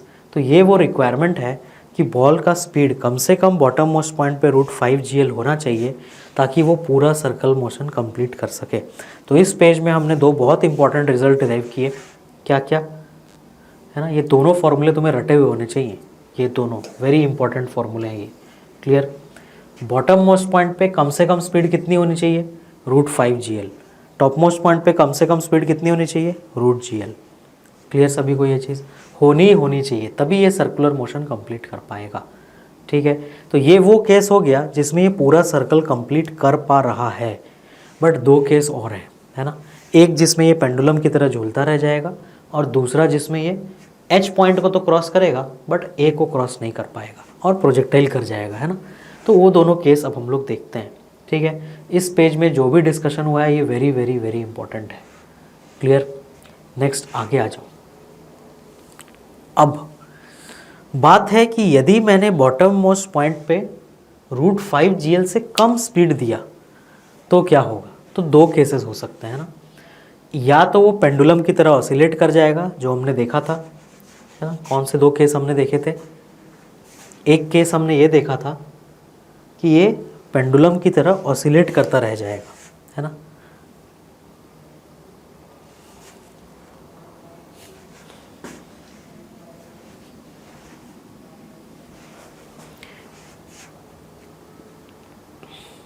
ठीक है, एक हमने धीरे से मारा इसे तो ये पेंडुलम की तरह ऑसिलेट करता रह गया, तो इसको हम ऑसिलेट लाइक पेंडुलम बोलते हैं। या फिर हम ये बोलते हैं कि ये एच को भी क्रॉस नहीं कर पाया, है ना। ये पॉइंट हमारा एच था, तो वो एक केस है। ठीक है, एच, ये पॉइंट एच है हमारा, ये पॉइंट को हमने ए बोल रखा है और जो बॉटम मोस्ट पॉइंट है उसको हमने बी बोल रखा है। तो ये एच को क्रॉस नहीं कर पाया, ये एक केस है। और दूसरा केस क्या है? सेकंड वाला देखो, है ये ऑसिलेट लाइक पेंडुलम कहते हैं हम इसे। मैंने थोड़ा ज़्यादा ज़ोर से मारा इसको, है ना, थोड़ा ज़्यादा ज़ोर से मारा तो ये क्या किया? ये एच तक भी आया और एच को क्रॉस करके आगे भी गया बट वो ए तक नहीं पहुंच पाया, है ना। बट वो ए तक नहीं पहुंच पाया, टेंशन 0 हो गया और ये प्रोजेक्टाइल मोशन कर गया। क्लियर सभी को? तो अब अपने को ये बात डिस्कस करनी है कि ये दोनों केस तभी हो सकते हैं ना अगर V0 या फिर V0 मतलब क्या? इसी को मैंने VA लिखा है पीछे वाले पेज पे, है ना। VA मतलब बॉटम मोस्ट पॉइंट की स्पीड, सॉरी VA नहीं VB, है ना। VB बॉटम मोस्ट पॉइंट की स्पीड, तो वहाँ वी नॉट ना लिख करके हमें क्या लिखना चाहिए, हमें इसे वी बी लिखना चाहिए ना। तो V B, if V B is less than √5 GL, अगर बॉटम मोस्ट पॉइंट की स्पीड √5 GL से कम हुई तो क्या होगा। तो ये दो केस हो सकते हैं, या तो वो पेंडुलम की तरह ऑसिलेट कर जाएगा, या तो वो एच को क्रॉस करेगा लेकिन ए को नहीं करेगा।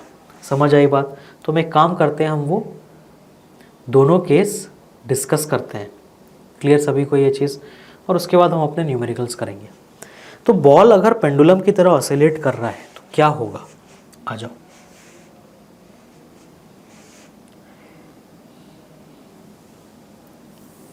ना अपना सर्कल बना लेते हैं।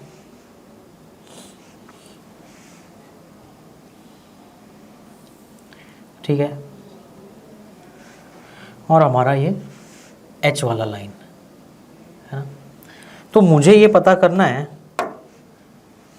कि ये मेरा बॉल है, मान लो इस पर्टिकुलर पॉइंट पे,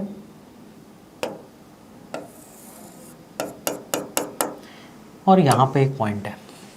तो हम अपने पॉइंट्स लेबल कर लेते हैं। ये मेरा बॉटम मोस्ट पॉइंट है बी, ठीक है, ये मेरा टॉप मोस्ट पॉइंट है ए, और ये मेरा हॉरिजॉन्टल वाला पॉइंट है एच। तो मुझे बॉल को अगर पेंडुलम की तरह ऑसिलेट कराना है तो ऐसा कब होगा। तो मैं एक केस मान रहा हूँ, लेट अस से कि जो मेरा बॉल है ना वो जस्ट यहाँ तक पहुँचा, मतलब एच तक पहुँचने में उसकी जो स्पीड हो गई है वो ज़ीरो हो गई है, वो उसके ऊपर नहीं जा रहा। क्लियर सभी को। मैं ये मान रहा हूँ कि मैंने यहाँ नीचे उसे इतना स्पीड दिया था, है ना, मैंने नीचे उसे यहाँ पे इतना स्पीड दिया था कि वो जस्ट एच पे पहुँच के उसकी स्पीड ज़ीरो हो गई। तो अब क्या होगा, तो फिर वापस यहाँ पे ऐसे झूलने लगेगा ना, ऊपर नहीं जाएगा। बट तुम बोलोगे सर वो तो कुछ पहले तक भी पहुँच सकता है, अभी उसको भूल जाओ। मैं बोल रहा हूँ कि वो जस्ट एच पे पहुँचा तो उसकी स्पीड ज़ीरो हो गई है। तो अब उसके लिए क्या कंडीशन है, ध्यान से देखो। मैं यहाँ पे इस पॉइंट को इनिशियल ले रहा हूँ और इस पॉइंट को फाइनल। स्ट्रिंग का लेंथ तुम्हारा L है अभी भी, और मैं वर्क एनर्जी थ्योरम लिख रहा हूँ B से H के बीच में, है ना, बिटवीन इनिशियल एंड फाइनल। तो work done by mg plus work done by tension. अब टेंशन का वर्क जीरो है, अपने को मालूम है, और कोई फोर्स लग नहीं रहा बॉल पे यहाँ पे। तो work done by mg is equal to क्या हो जाएगा, kf माइनस ki। बताओ mg का वर्क कितना है, अब ये सब तुम्हें खुद से लिखना आना चाहिए, माइनस mgl, है ना, क्योंकि mg नीचे ऐड करा और बॉल l हाइट ऊपर गया ना, यहाँ से यहाँ जाने में। इस पॉइंट में ये वाला बॉल और यहाँ पे जो बॉल है दोनों में l हाइट का डिफरेंस है ना, वर्टिकल हाइट देखना है तुम्हें। तो वर्क डन बाई mg क्या हो जाएगा, माइनस mgl। kf क्या हो गया, जीरो, क्योंकि तुमने उस पॉइंट पे जीरो माना, और ki क्या है, minus half m vb square. इससे मुझे vb का एक और वैल्यू मिला जो कि √2gl है। अब ये √2gl क्या बता रहा है, ध्यान से सुनो, कॉमन सेंस है, तुम्हें इजीली समझ आएगा।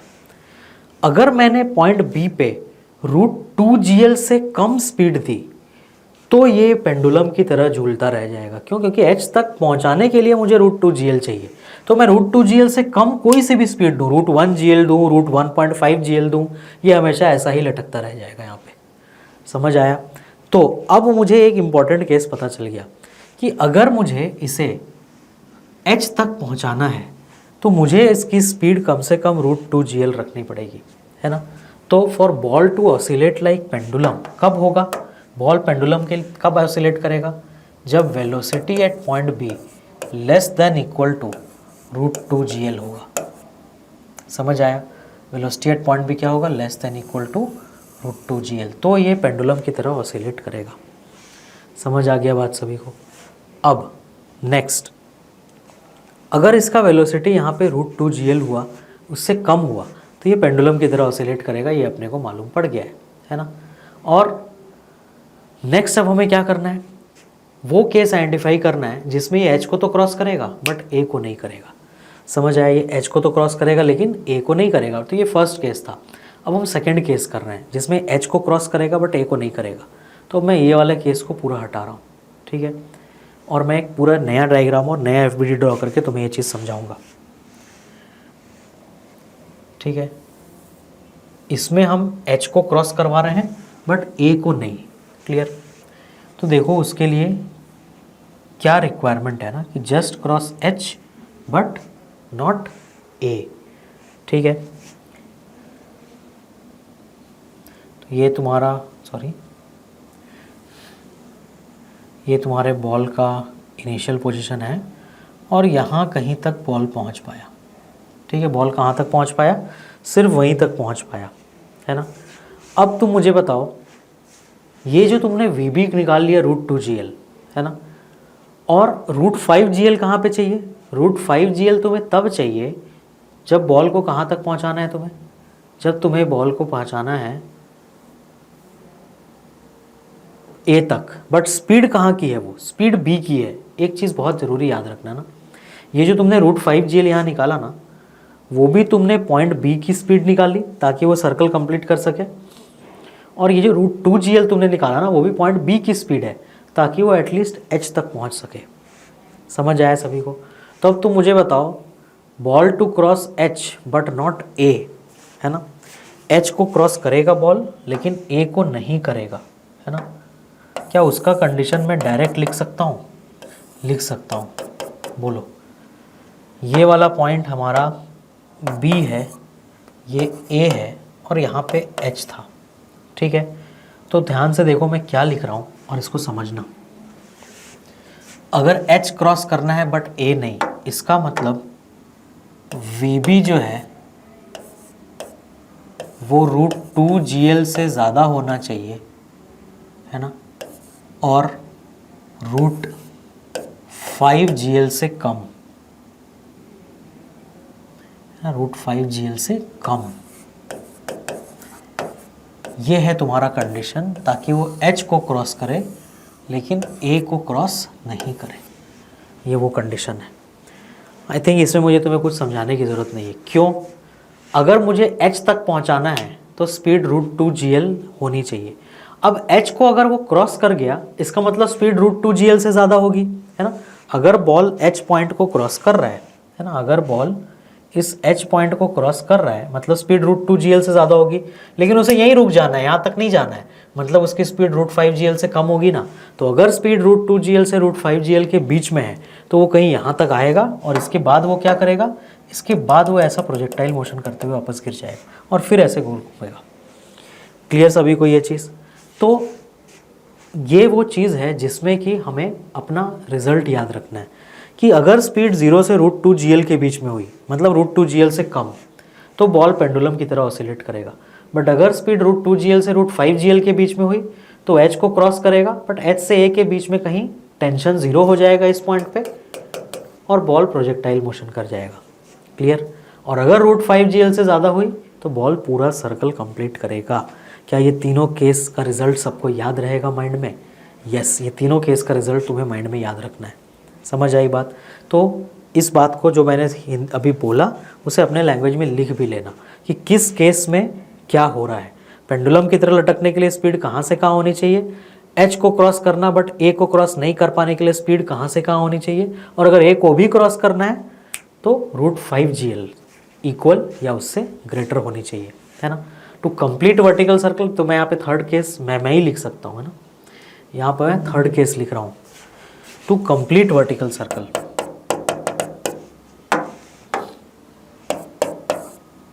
या फिर टू क्रॉस A, है ना।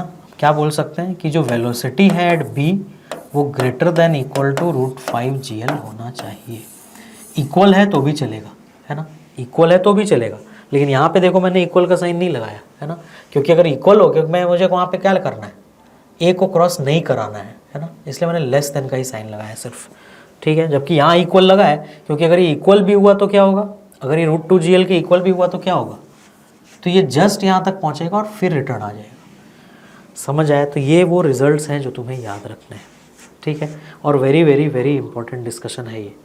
सब कुछ हमने क्या किया, हमने सिर्फ फ्री बॉडी डायग्राम ड्रॉ किया और वर्क एनर्जी थ्योरम का यूज़ किया है। ठीक है, यहाँ पे वेलोसिटीज़ निकालने के लिए, तो इसको याद रखना।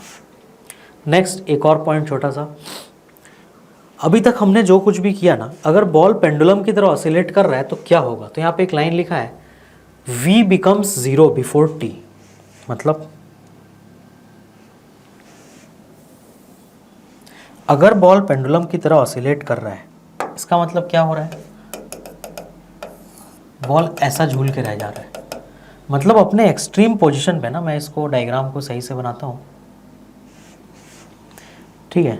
लेट अस से बॉल का ये इनिशियल पोजीशन था और बॉल यहाँ तक जा रहा है और घूम के यहाँ तक भी आ रहा है और इसी तरीके से ये पेंडुलम की तरह ऑसिलेट कर रहा है ना।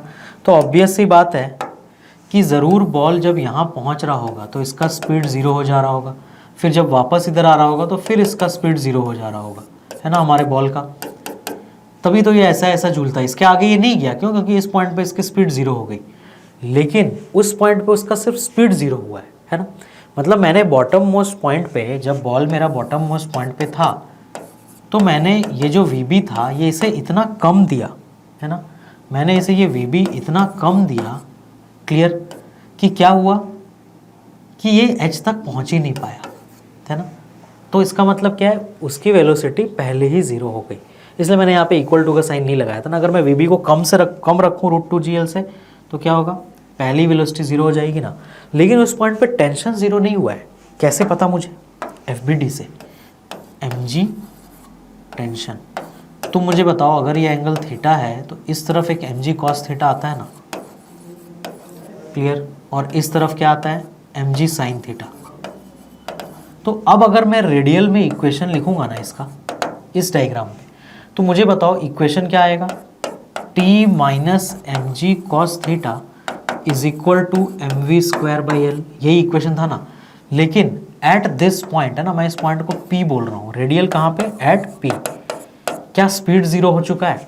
यस। क्यों? क्योंकि वो पेंडुलम की तरह ऑसिलेट कर रहा है, तो ये पेंडुलम का एक्सट्रीम पोजीशन कहलाता है ना। क्या कहलाता है, मैं वहाँ नाम भी लिख देता हूँ, ये पॉइंट P जो है ये कहलाता है इसका एक्सट्रीम पोजीशन, एक्सट्रीम पोजीशन। तो यहाँ पे इसका स्पीड ज़ीरो हो गया, मतलब V की वैल्यू ज़ीरो हो गई, है ना। तो टेंशन किसके इक्वल हो जाएगा, mg cos थीटा के। ये एक्सट्रीम पोजीशन पे होगा, है ना। अगर वो पेंडुलम की तरह ऑसिलेट कर रहा है और तुमने उसको √2GL से कम स्पीड दिया है तो तभी ऐसा होगा, है ना। मतलब टेंशन ज़ीरो नहीं हुआ बट स्पीड ज़ीरो हो चुका है। समझ आया सभी को? तो फॉर बॉल, यहाँ पे वही चीज़ लिखी थी जो मुझे तुम्हें ये FBD बना के समझाना पड़ा। क्या लिखा था वहाँ पे कि for ball to oscillate like pendulum V becomes zero before T। तो देखो V ज़ीरो हो गया बट T ज़ीरो नहीं हुआ है। समझ आई बात? लेकिन for ball to cross H but not A, है ना, A मतलब कैपिटल है जो तुम्हारा टॉप मोस्ट पॉइंट था, है ना, A, T becomes zero before V, ये हमने ऑलरेडी देख रखा है ना। और जब T ज़ीरो हो जाता है उसके बाद बॉल क्या करता है, प्रोजेक्टाइल मोशन फॉलो करता है। बोलो ना, यहाँ पे T ज़ीरो हो गया है लेकिन इसका V ज़ीरो नहीं हुआ है। V ज़ीरो, तुम सोचो इसके पास कुछ ना कुछ V है ना, तभी तो ये प्रोजेक्टाइल करेगा। तो इस पॉइंट पे आके, है ना, अगर हम जस्ट इसको थोड़ा सा लेके जाएं तो तुम देखो क्या होगा, ये उस पर्टिकुलर पॉइंट पे जा रहा है, उसका V ज़ीरो नहीं हुआ, वो रेस्ट पे नहीं आ रहा है, टेंशन ज़ीरो हुआ है ना, टेंशन ज़ीरो हुआ और वो उसके बाद क्या कर रहा है, प्रोजेक्टाइल मोशन। तो अगर वो H को क्रॉस कर रहा है बट A को क्रॉस नहीं कर रहा, इसका मतलब उस केस में टेंशन ज़ीरो हो जाएगा बट V ज़ीरो नहीं होगा। ये जस्ट थोड़ा थ्योरेटिकल पॉइंट है याद रखने के लिए। और दूसरा पॉइंट मैंने क्या बोला कि अगर ये पेंडुलम की तरह ऑसिलेट कर रहा है तो पहले V ज़ीरो हो जाएगा बट T ज़ीरो नहीं होगा। क्लियर सभी को ये चीज़? तो V और T दोनों के बीच में आपस में ये खेल चलता रहता है। तो मैं जस्ट इस चीज़ को अपने माइंड में रखना है। समझ आ गई बात? तो ये सारे के सारे हमारे क्या हैं, ये हमारे रिजल्ट्स हैं जो हमने याद किए। अब इनको यूज़ कैसे करना है ना, तो हम क्या करते हैं, एक न्यूमेरिकल एग्जांपल देखते हैं ताकि हमें थोड़ा कॉन्फिडेंस आ जाए कि अच्छा इसको कैसे यूज़ करना है। तुम देखो, है ना, ये क्वेश्चन दिया हुआ है, speed at bottom most point is √3GL/2, मतलब 1.5 √GL, है ना, √1.5GL। तो मुझे बताओ ये कौन सा केस है? टोटल 3 केस थे मिला के, है ना, अपने पास। ये कौन सा केस है, ये सबसे पहले तुम्हें पहचानना है। जब मैं न्यूमेरिकल सॉल्व कर रहा हूँ तो बिल्कुल ध्यान से देखो मैं कैसे सोच रहा हूँ, ऐसे ही तुम्हें भी सोचना है। उसने क्या बोला, बॉल की जो स्पीड है बॉटम मोस्ट पॉइंट पे ये √3/2GL है या फिर 1.5GL हो जाएगा, ये ना। तो ये स्पीड कितनी है, क्या ये 0 से √2GL के बीच में है या 2GL से 5GL के बीच में है? ये 0 से √2GL के बीच में। इसका मतलब ये कौन सा केस है, ये ऑसिलेट लाइक पेंडुलम का केस है। ये बात क्वेश्चन में नहीं लिखा है, ये तुम्हें खुद से समझना है ना। उसने क्या बोला, बॉटम मोस्ट पॉइंट पे स्पीड इतना है, फाइंड, वो 2 चीज़ें पूछ रहा है। Maximum height up to which ball will rise in circular motion, ball अपने कितने मैक्सिमम हाइट तक पहुंच सकता है। दूसरा, angle made by string with the vertical in extreme position, जब बॉल अपने एक्सट्रीम पोजीशन पे है तो स्ट्रिंग वर्टिकल से कितना एंगल बना रहा है। तो ध्यान से देखो वो तुमसे क्या क्या चीज़ पूछ रहा है, मैं डायग्राम में ड्रॉ करके बताता हूँ। मान लो ये एक्सट्रीम पोजीशन है तुम्हारे बॉल का, तो सबसे पहली चीज़ जो वो तुमसे पूछ रहा है वो ये है ना। अब मैं सब कुछ इस डायग्राम में करूँगा, ठीक है। सबसे पहली चीज़ तुमसे पूछ रहा है कि मैक्सिमम हाइट बॉल कितना गया। तो मैक्सिमम हाइट कैसे पता करोगे, यहाँ से एक हॉरिजॉन्टल ड्रॉ करोगे तो बॉल का ये इनिशियल हाइट था और बॉल फाइनली यहाँ पे है, तो मुझे बताओ यही वो एच है ना, वो तुमसे पूछ रहा है। ये कौन सा पॉइंट है, ये एक्सट्रीम पोजीशन आ गया, इसी को एक्सट्रीम पोजीशन बोलेंगे ना, क्योंकि इसके आगे नहीं जाएगा ना। यहाँ पे इसका स्पीड कितना हो चुका होगा, 0। कैसे पता मुझे, क्योंकि ये जो स्पीड है ये √2gl से कम है, मतलब ये पेंडुलम की तरह ऑसिलेट करने वाला है और ये वही वाला केस है। तो तुमसे ये एच पूछा गया है, क्लियर सभी को ये। और वो तुमसे क्या पूछ रहा है, वो तुमसे angle made by string with the vertical पूछ रहा है एट एक्सट्रीम पोजीशन। जब बॉल अपने एक्सट्रीम पे है तो स्ट्रिंग वर्टिकल से कितना एंगल बना रहा है, क्लियर। तो सिंपल क्या करूँगा मैं, एच निकालने के लिए मैं इस पॉइंट को इनिशियल और इस पॉइंट को फाइनल लूँगा, दोनों के बीच में वर्क एनर्जी थ्योरम लिख दूँगा, ख़त्म। देखो है ना, मैं work done by mg equal to kf minus ki। आओ यहाँ से यहाँ जाने बोलो, h हाइट ऊपर गया ना तो mg का वर्क माइनस mgh हो गया, सिंपल। kf कितना है, ये फाइनल पॉइंट है तो kf 0 है। ki कितना है, देखो क्वेश्चन में दिया हुआ है, half m into V square, मतलब 1.5 gl, या फिर जैसा उसने 3/2gl लिखा था, है ना, √3/2gl का स्क्वायर करूँगा तो यही आ जाएगा ना। तो मुझे बता कि यहाँ से मुझे h की वैल्यू मिल गई, बिल्कुल मिल गई, है ना। m और m कैंसिल हो गए, माइनस माइनस कैंसिल हो गया, तो तुम्हें और g और g भी कैंसिल हो गया, तुम्हें इजीली h का आंसर मिल गया क्या, h is equal to 3/4l या फिर 3l/4। ये तुम्हारे फर्स्ट पार्ट का आंसर है, ख़त्म क्वेश्चन, क्लियर। इतने हाइट तक बॉल जाएगा। नेक्स्ट वो पूछ रहा है कि ये एंगल थीटा कितना है। थीटा एंगल कैसे फाइंड करेंगे, तुम देखो ये यहाँ पे एक राइट एंगल ट्रायंगल बन रहा है ना। मैंने हॉरिजॉन्टल लाइन क्यों खींची, ताकि मुझे पता चले कि यहाँ से ही कितना ऊपर गया। अब इस h की वैल्यू तुझे मिल गई है ना, h की वैल्यू तूने कितनी निकाल ली, 3l/4। अब मेरे को बता कि ये जो पूरा लेंथ है यहाँ से यहाँ, ये तो l है ना, ये लेंथ पूरा कितना है, ये तो पूरा तो l है, तो ये लेंथ कितना बचा, l माइनस h, मतलब l माइनस 3l/4 है ना। l माइनस h मतलब l माइनस 3l/4, वो कितना आएगा, l/4, मतलब यहाँ से लेके यहाँ तक l/4 है, क्लियर। और ये क्या है, ये रेडियस है तो वो l है। अब मेरे को बता cos theta equal to base by hypotenuse कर लेगा, इसमें कर लेंगे ना, cos theta equal to base by hypotenuse. तो second part of the question का सॉल्यूशन क्या होगा, cos theta is equal to base कितना है l/4, हाइपोटेन्यूज कितना है l, तो theta is equal to cos inverse 1/4। ये तेरा आंसर आ गया, ये सेकंड पार्ट का आंसर, खत्म। तो ऑसिलेट लाइक पेंडुलम में इस टाइप का क्वेश्चन बनता है, समझ आ गई बात। और ये उसका एक बहुत ही शानदार सा एग्जाम्पल है, ठीक है। तो इस तरीके से हमने क्वेश्चन करना है। सबसे पहले तुम्हें पहचानना है कि ये कौन सा केस है, उसके बाद सॉल्व करना चालू करना है ना। अब एक क्वेश्चन और आया, बॉटम मोस्ट पॉइंट पे स्पीड उसने √3gl दे दी, तो find maximum height up to which ball will rise in circular motion.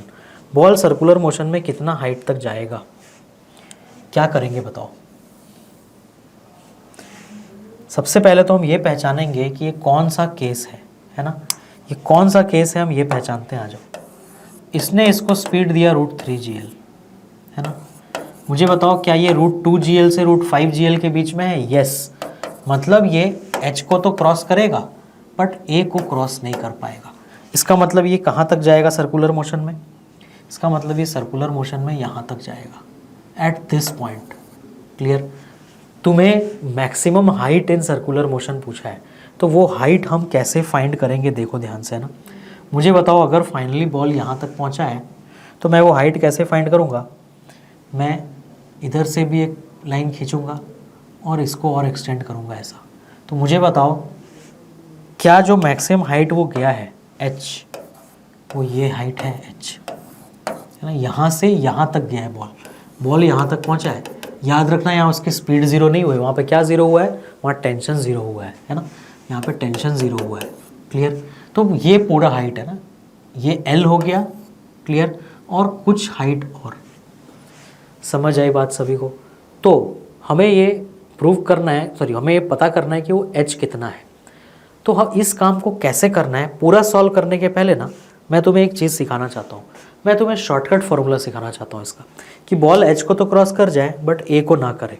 तो ये शॉर्टकट फॉर्मूला तुम्हें याद रखना है, ठीक है। मैं उसको पूरा प्रूव करूँगा बट तुम्हें फाइनली उसे याद ही रखना है, ठीक है। आओ उसे हम प्रूव करते हैं। क्लियर।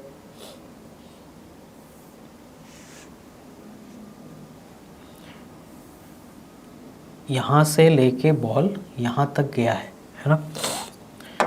नीचे में बॉल का इनिशियल पोजीशन ये, बॉल का फाइनल पोजीशन ये, ठीक। और मैंने कुछ और भी लाइंस बनाए थे। लेट अस से मैं यहाँ पे ये मान लेता हूँ, है ना, कि बॉल जहाँ जिस पॉइंट तक गया वो अभी एच वाली लाइंस है ना, ये एच था, ये बॉटम मोस्ट पॉइंट था, ये टॉप मोस्ट पॉइंट था। मान लेते हैं ये एच वाली लाइन से थीटा एंगल बना रहा है, ठीक है। तो मैं क्या करूँगा, मैं यहाँ पर ना उसका एफबीडी ड्रॉ करता हूँ। एक फोर्स तो एम जी, कोई डाउट नहीं, और इधर कुछ भी नहीं। क्यों? क्योंकि इस पर्टिकुलर पॉइंट पे क्या हो गया है, टेंशन ज़ीरो हो गया है। अब मुझे बताओ एम जी का मुझे कॉम्पोनेंट डिवाइड करना पड़ेगा ना, रेडियल और टेंजेंशियल में। तो रेडियल अगर ये थीटा है ना, तो इस पर्टिकुलर डायरेक्शन में, क्लियर, इस पर्टिकुलर डायरेक्शन में जो इस पर फोर्स एक्ट करेगा ये एम जी साइन थीटा होगा।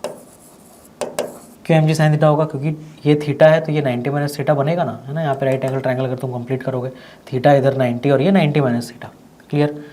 और टेंजेंशियल डायरेक्शन में इधर क्या बनेगा, एम जी कॉस थीटा।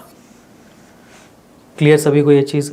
या फिर हम एक काम करते हैं, हम ना थीटा वर्टिकल से ही लेते हैं, है ना, ताकि अपने को पुराने वाले सारे रिजल्ट ध्यान में रहें, ठीक है। मैंने अभी भी थीटा कहाँ से लिया था, वर्टिकल से, हॉरिजॉन्टल से लिया था, बट मैं उसे वर्टिकल से ले रहा हूँ, क्लियर। तो तुम ध्यान से देखो, ये एच है जो मुझे निकालना है ना, मुझे ये एच निकालना है। बट हम यहाँ पे क्या करेंगे, ये थीटा को वर्टिकल से ले लेंगे अब, ठीक है। ये थीटा मैं मेजर कर रहा हूँ, ये कहाँ से कर रहा हूँ, ये मैं वर्टिकल से मेजर कर रहा हूँ। तो तुम मुझे बताओ स्ट्रिंग का लेंथ इधर L है ना, स्ट्रिंग का लेंथ कितना है, L। तो ये हाइट क्या आएगा, L कॉस थीटा। वो सब पे हम आएंगे। तो ये भी L है ना, ये भी L है, ये भी L है। तो ये वाला हमने कितना बोला, क्या आने वाला है, L कॉस थीटा। तो मैं इसको ऐसे लिख देता हूँ, L कॉस थीटा। तो मेरा H जो है वो L plus L cos theta हो जाएगा, इसमें कोई डाउट नहीं है। तो मैं तुम्हें शॉर्टकट क्या सिखा रहा हूँ, मैं तुम्हें शॉर्टकट फॉर्मूला कॉस थीटा का बता देता हूँ। तो तुम हर बार यहाँ फॉर्मूला डाल के आंसर निकाल लोगे। अब देखो ध्यान से, ये दोनों कंपोनेंट भी चेंज हो जाएंगे ना, ये एम जी कॉस थीटा हो जाएगा। क्यों कॉस थीटा हो जाएगा? क्योंकि अगर ये एंगल थीटा है तो ये भी थीटा होगा। तो ये कंपोनेंट कितना आ जाएगा, एम जी कॉस थीटा। और इधर वाला कंपोनेंट कितना हो जाएगा, अब एम जी साइन थीटा। मैंने वो थीटा चेंज क्यों किया पता है, ताकि तुम्हें अभी भी ना टेंजेंशियल डायरेक्शन में, है ना, मैंने जब पिछले वाला केस बनाया था, ध्यान से देखो, मैं हमेशा थीटा कहाँ से ले रहा हूँ, ये केस में मैं हमेशा थीटा वर्टिकल से ही ले रहा हूँ, क्लियर। और मैंने इसके पहले भी जो वीडियो बनाई मैंने सब में थीटा वर्टिकल से लिया, इसलिए मैंने यहाँ भी थीटा वर्टिकल से लिखा, ताकि तुम्हें जस्ट याद रहे ये चीज़ कि हर बार थीटा वर्टिकल से ही लेना है, क्लियर। तुम्हें कंफ्यूज करोगे कब वर्टिकल से लिया कब हॉरिजॉन्टल से, तो ये वर्टिकल से मैंने ले लिया। तो इधर एम जी कॉस थीटा आ गया और इधर एम जी साइन थीटा आ गया, क्लियर सभी को ये चीज़। तो एम जी कॉस थीटा और एम जी साइन थीटा। अब इक्वेशन लिखते हैं, बोलो रेडियल डायरेक्शन। रेडियल में एक ही फोर्स है, एम जी कॉस थीटा। तो एम जी कॉस थीटा किसके इक्वल होगा, M G cos theta equal होगा M V square by R के। मैंने ये मान लिया कि इस पर्टिकुलर पॉइंट पे इसका स्पीड कितना है, v है। तो वही v है ये, है ना, क्योंकि M V square by R towards radial, clear. और r की वैल्यू कितनी है, r की वैल्यू है l। तो this is your equation number 1। इस इक्वेशन में दो अननोन है, थीटा भी नहीं पता है, v भी नहीं पता है, मतलब एक इक्वेशन और चाहिए। दूसरा इक्वेशन आएगा वर्क एनर्जी थ्योरम से। मैं क्या करूँगा, मैं इस पर्टिकुलर पॉइंट को इनिशियल मानूंगा और इसको फाइनल मानूंगा, इनिशियल से फाइनल में वर्क एनर्जी थ्योरम लिखूंगा। तुम ध्यान से देखो मैं क्या लिख रहा हूँ, है ना, और तुम्हें एक बार में समझ आने चाहिए, मैं एक्सप्लेन नहीं करूँगा। Work done by M G, है ना, must be equal to K F minus K I. M G का वर्क नीचे से ऊपर गया L plus L cos theta, तो minus M G L plus L cos theta is equal to K F हो गया half M V square minus K I, है ना। तो के आई पे जो भी स्पीड गिवन है, मान लेते हैं ये जो के आई है दिस इज वी बी, जो कि पीछे वाले क्वेश्चन में दिया हुआ है, बट मैं इसको वी बी बोल रहा हूँ, है ना। मैं बोल रहा हूँ कितना है, half M V B square. अब तुम ध्यान से देखो, दिस इज इक्वेशन नंबर 2। ये मैंने क्या लिखा, ये मैंने वर्क एनर्जी थ्योरम लिखा किसके किसके बीच में, this initial and this final. जब तक ये यहाँ से यहाँ गया, आगे प्रोजेक्टाइल करेगा वो मैं नहीं बात कर रहा अभी, सिर्फ यहाँ से यहाँ जाने का। L plus L cos theta height ये ऊपर गया, तो ये तुम्हारा के F minus K I. Final velocity we है, इनिशियल वेलोसिटी मैंने वी बी माना, ठीक है। अब देखो ध्यान से ना, थोड़ा इसे छोटा कर लेते तुम्हें पूरा स्क्रीन में एक बार में दिखाई दे। अब देखो मुझे पास दो इक्वेशन, दो अननोन हो गए, है ना, इधर भी v और थीटा अननोन, इधर भी v और थीटा अननोन। तो मैं क्या करूँगा, ऊपर वाले इक्वेशन से ना एक काम करता हूँ, मैं एम वी स्क्वायर की वैल्यू निकाल लेता हूँ। मुझे बताओ क्या यहाँ से M V square equal to M G L cos theta आ रहा है। अब मैं उसको यहाँ पे यूज़ करूँगा। बोलो इधर क्या बना, minus M G L cos theta, है ना, ब्रैकेट ओपन कर दिया मैंने, इक्वल टू, बोलो अब इस एम वी स्क्वायर की जगह मैं डाल सकता हूँ ना M G L cos theta, तो ये क्या हो गया, half M G L cos theta या फिर M G L cos theta by 2 minus half M V B square. Clear. अब इसको सॉल्व करने के लिए मैं क्या करूँगा, मैं half M V B square को इधर ले आता हूँ, एम को तो पहले उड़ा ही देते हैं, सारा एम उड़ा दो, है ना, एक साथ, ठीक है। तो इधर क्या आएगा तुम्हारा वी बी स्क्वायर बाई 2, ठीक है। ये इक्वेशन इधर आ जाएगा तुम्हारा वी बी स्क्वायर बाई 2, और बाकी सबको मैं उधर ले जा रहा हूँ। तो बोलो ये क्या था, ये जी एल कॉस थीटा बाई 2 था, और ये दोनों क्या हो जाएंगे उधर जा करके, है ना, वो जी एल कॉस थीटा बाई 2 था, तो इस दोनों के सामने प्लस साइन आ जाएगा, है ना। तो ये हो जाएगा प्लस जी एल और plus G L cos theta, है ना। तो ये वैल्यू क्या आई देखो ध्यान से ना, ये वैल्यू आया V B square by 2 equal to 3/2 G L cos theta plus G L, ठीक है, 3/2 G L cos theta plus G L, ये तुम्हारा वैल्यू आया। बट इसमें हमने बीच में कहीं कुछ कैलकुलेशन मिस्टेक कर दिया, एक बार मैं चेक करता हूँ ना, क्योंकि जो वैल्यू आनी है फॉर्मूले की वो नहीं आ रही, और मुझे पता है work done by M G मैंने बिल्कुल सही लिखा, L plus L cos theta, उसमें कोई प्रॉब्लम नहीं है। Half M V square minus half M V B square, बिल्कुल सही। K F minus K I, half M V square मतलब M G L cos theta by 2, M G नीचे है, displacement ऊपर है, तो मैंने वर्क भी बिल्कुल सही लिखा है ना। तो नहीं, ये सब कुछ सही चल रहा है, मुझे वी बी की वैल्यू नहीं चाहिए, मुझे कॉस थीटा की वैल्यू चाहिए ना। तो मैं यहाँ से कॉस थीटा, क्योंकि मुझे क्या करना है, मुझे L plus L cos theta formula पता चल गया एच का, तो मैं क्या करने की कोशिश कर रहा हूँ, मैं ये कॉस थीटा का ही फॉर्मूला निकाल रहा हूँ, ठीक है। तो अभी ये एक्सप्रेशन में मुझे कॉस थीटा के टर्म्स को अलग कर लेना चाहिए। तो तुम मुझे बताओ क्या हो गया, 3/2 G L cos theta equal to G L minus V B square by 2 है ना। तो अभी यहाँ से कॉस थीटा हमको निकालना है, तो क्या करना पड़ेगा, बोलो ये 2 से दोनों साइड मल्टीप्लाई कर देते हैं, तो जी एल कॉस थीटा, है ना, इधर 3 G L cos theta is equal to 2 G L minus V B square, clear, 2 G L minus V B square. तो कॉस थीटा का फॉर्मूला कितना आ गया, 2 G L V B square by 2 is equal to 3 by, है ना, तो G L minus G L नहीं, ये मैंने 3/2 जी एल कॉस्ट इधर छोड़ा था, तो मुझे साइन का गलती कर दिया मैंने ना, यहाँ माइनस जी एल होगा, इधर प्लस होगा, क्लियर। तो ये -2 G L plus V B square, तो ये फॉर्मूला क्या बनेगा तुम्हारा, तो ये फॉर्मूला तुम्हारा बनेगा V B square minus 2 G L, है ना, VB square minus 2GL whole divided by 3GL। ये फॉर्मूला तुम्हें माइंड में अपने रट लेना है। मैंने बीच में जो कुछ भी किया वो कैलकुलेशन इंपॉर्टेंट नहीं है। इंपॉर्टेंट क्या है? इंपॉर्टेंट है ये फॉर्मूला कॉस थीटा का। मैंने उसको डिराइव कैसे किया ये माइंड में तुम याद रख सकते हो। मैंने एक रेडियल एक्सेलरेशन डायरेक्शन का इक्वेशन लिखा और एक वर्क एनर्जी थ्योरम का इक्वेशन लिखा और मैंने उन दोनों को सॉल्व किया तो मुझे कॉस थीटा मिल गया। तो ये कॉस थीटा का फॉर्मूला तुम्हें रट लेना है। ये थीटा याद रखना वर्टिकल से एंगल है और ये किस केस में है? ये वो केस है जब बॉल H को क्रॉस करेगा बट A को नहीं, तो वो वर्टिकल से कितना एंगल तक जाएगा? Cos theta is equal to, है ना, फॉर्मूला फिर से लिखते हैं एक बार, cos theta equal to VB square minus 2GL by 3GL। ये कॉस थीटा आएगा। तो तुम देखो इस रिजल्ट से मैं पीछे वाला क्वेश्चन कैसे चुटकी में सॉल्व करता हूँ, है ना। अब वो क्या पूछ रहा है तुमसे? मैक्सिमम हाइट अप टू विच, तो मुझे पता है L plus L cos theta होगा।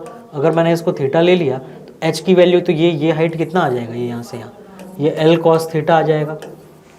तो H इज इक्वल टू कितना हो जाएगा? L plus L cos theta. But cos theta का फॉर्मूला तो मुझे शॉर्टकट पता है, कितना? VB square minus 2GL by 3GL। तो मुझे बताओ VB स्क्वायर कितना हो गया? रूट 3GL का स्क्वायर कितना होगा? 3GL minus 2GL by 3GL। तो क्या हो गया? GL बाई 3GL मतलब 1/3। इसका मतलब कॉस थीटा 1/3 आ गया। क्वेश्चन खत्म हो गया ना। कैसे देखो तो मैक्सिमम हाइट क्या हो गया? L plus L cos theta, मतलब L plus L cos theta मतलब L plus L by 3 4L/3 answer. इसीलिए इस फॉर्मूले को याद रखना, वेरी इंपॉर्टेंट है ये। इसमें थीटा क्या है? जो एंगल स्ट्रिंग वर्टिकल के साथ बना रहा है यहाँ पे। तो जब भी ये तुम ये फॉर्मूला जहाँ भी लिखना अपनी लिस्ट में, उसके साथ फॉर्मूला लिस्ट में ये डायग्राम भी होना चाहिए ताकि तुम बता पाओ थीटा क्या है। क्लियर? तो फटाक से कॉस थीटा निकाला, L plus L cos theta answer हो गया। Maximum height in circular motion, खत्म क्वेश्चन। क्लियर? तो तुम इस वर्क एनर्जी थ्योरम की महाभारत से बच जाओगे क्योंकि तुमने वो फॉर्मूला रट के रख लिया। समझ आया? इसलिए इसको शॉर्टकट फॉर्मूला बोलते हैं। उसके लिए जब बॉल H को क्रॉस करे बट A को नहीं। अच्छा, अगर वो तुमसे ये भी पूछा कि बताओ इस पॉइंट की स्पीड क्या होगी, तो फिर तुम क्या करते? इस इक्वेशन में कॉस थीटा यूज करते, तुम्हें स्पीड मिल जाता। समझ आ गया सभी को ये चीज? तो ये तुम्हारा इस तरीके से क्वेश्चन सॉल्व करना है। क्या करना है वर्टिकल सर्कुलर मोशन में? पहले पहचानना है कि वो केस कौन सा है, ठीक है, फिर उसके हिसाब से सॉल्व करना। अगर ऑसिलेटिंग लाइक पेंडुलम होगा तो हाइट निकालने के लिए क्या करना पड़ेगा तुम्हें? तो तुम वर्क एनर्जी थ्योरम यूज कर सकते हो। क्लियर सभी को? नेक्स्ट, अगर तुम्हें वर्क एनर्जी हमने यूज किया ना, कर सकते हो क्या? किया ना, देखो हमने आंसर निकाला, मैक्सिमम हाइट निकाला। मैं तुम्हें ये हाइट निकालने का एक शॉर्टकट तरीका और बताता हूँ। क्या H मैक्स का तुम्हें फॉर्मूला याद है? जब हम बॉल ऊपर फेंकते हैं तो कोई भी H max UI square by 2 into A होता है, या फिर हम इसको UI स्क्वायर बाई 2G बोलते हैं, है ना, UI स्क्वायर बाई 2G। तो तुम ना इसको UI भूल जाओ, तुम अभी बस क्या याद रखो? तुम सिर्फ U स्क्वायर बाई 2G याद रखो। U स्क्वायर बाई 2G ये H मैक्स का फॉर्मूला होता है। क्लियर सभी को? तो जब भी बॉल का फाइनल वेलोसिटी 0 होता है, इस केस में भी फाइनल वेलोसिटी 0 ही होता है ना। कब? मैं कौन से केस की बात कर रहा हूँ? कि मैंने एक बॉल को यहाँ से फेंका किसी स्पीड U से और ये ऊपर जाके पलटी मार के नीचे आता है, बट यहाँ पे इसका तो स्पीड 0 हो जाता है ना। तो यही चीज़ हमारा H मैक्स होता है और ये उसका फॉर्मूला है U स्क्वायर बाई 2G, है ना। और यही फॉर्मूला स्टॉपिंग डिस्टेंस का भी था। मैं क्या बोल रहा हूँ, अगर फाइनल स्पीड 0 हो रहा है तो तुम वर्क एनर्जी थ्योरम ना लिख करके इस शॉर्टकट को भी यूज़ कर सकते हो। वर्क एनर्जी थ्योरम ना लिख करके इस शॉर्टकट को भी यूज़ कर सकते हो। करो U स्क्वायर बाई 2G, ये U स्क्वायर था ना, है ना, ये U था तुम्हारा इनिशियल स्पीड, तो मैं U स्क्वायर बाई 2G कर रहा हूँ। देखो ध्यान से, वही वैल्यू आएगी या नहीं आएगी? बोलो H max is equal to U square मतलब 3/2GL हो गया बाई 2G। तो बोलो ये कितना बना? ये बन गया ना 3GL बाई 4G। आ गया ना 3L/4 आंसर, वही सेम जो वहाँ से आया था। तो ये U square by 2G shortcut हम वर्टिकल सर्कुलर मोशन में भी यूज़ कर सकते हैं, लेकिन सिर्फ ऑसिलेटिंग लाइक अ पेंडुलम वाले केस में। क्यों? क्योंकि फाइनल वेलोसिटी 0 होना चाहिए, तभी ये H मैक्स का फॉर्मूला काम करता है। समझ आया? इनफैक्ट जब भी सिर्फ mg वर्क कर रहा हो ना, या तुम ऐसे याद रखो mg वर्क कर रहा हो मतलब work done by mg zero नहीं है ना। यहाँ पर भी वर्क सिर्फ mg ही वर्क कर रहा है, एक ही फोर्स वर्क कर रहा है, कौन, mg।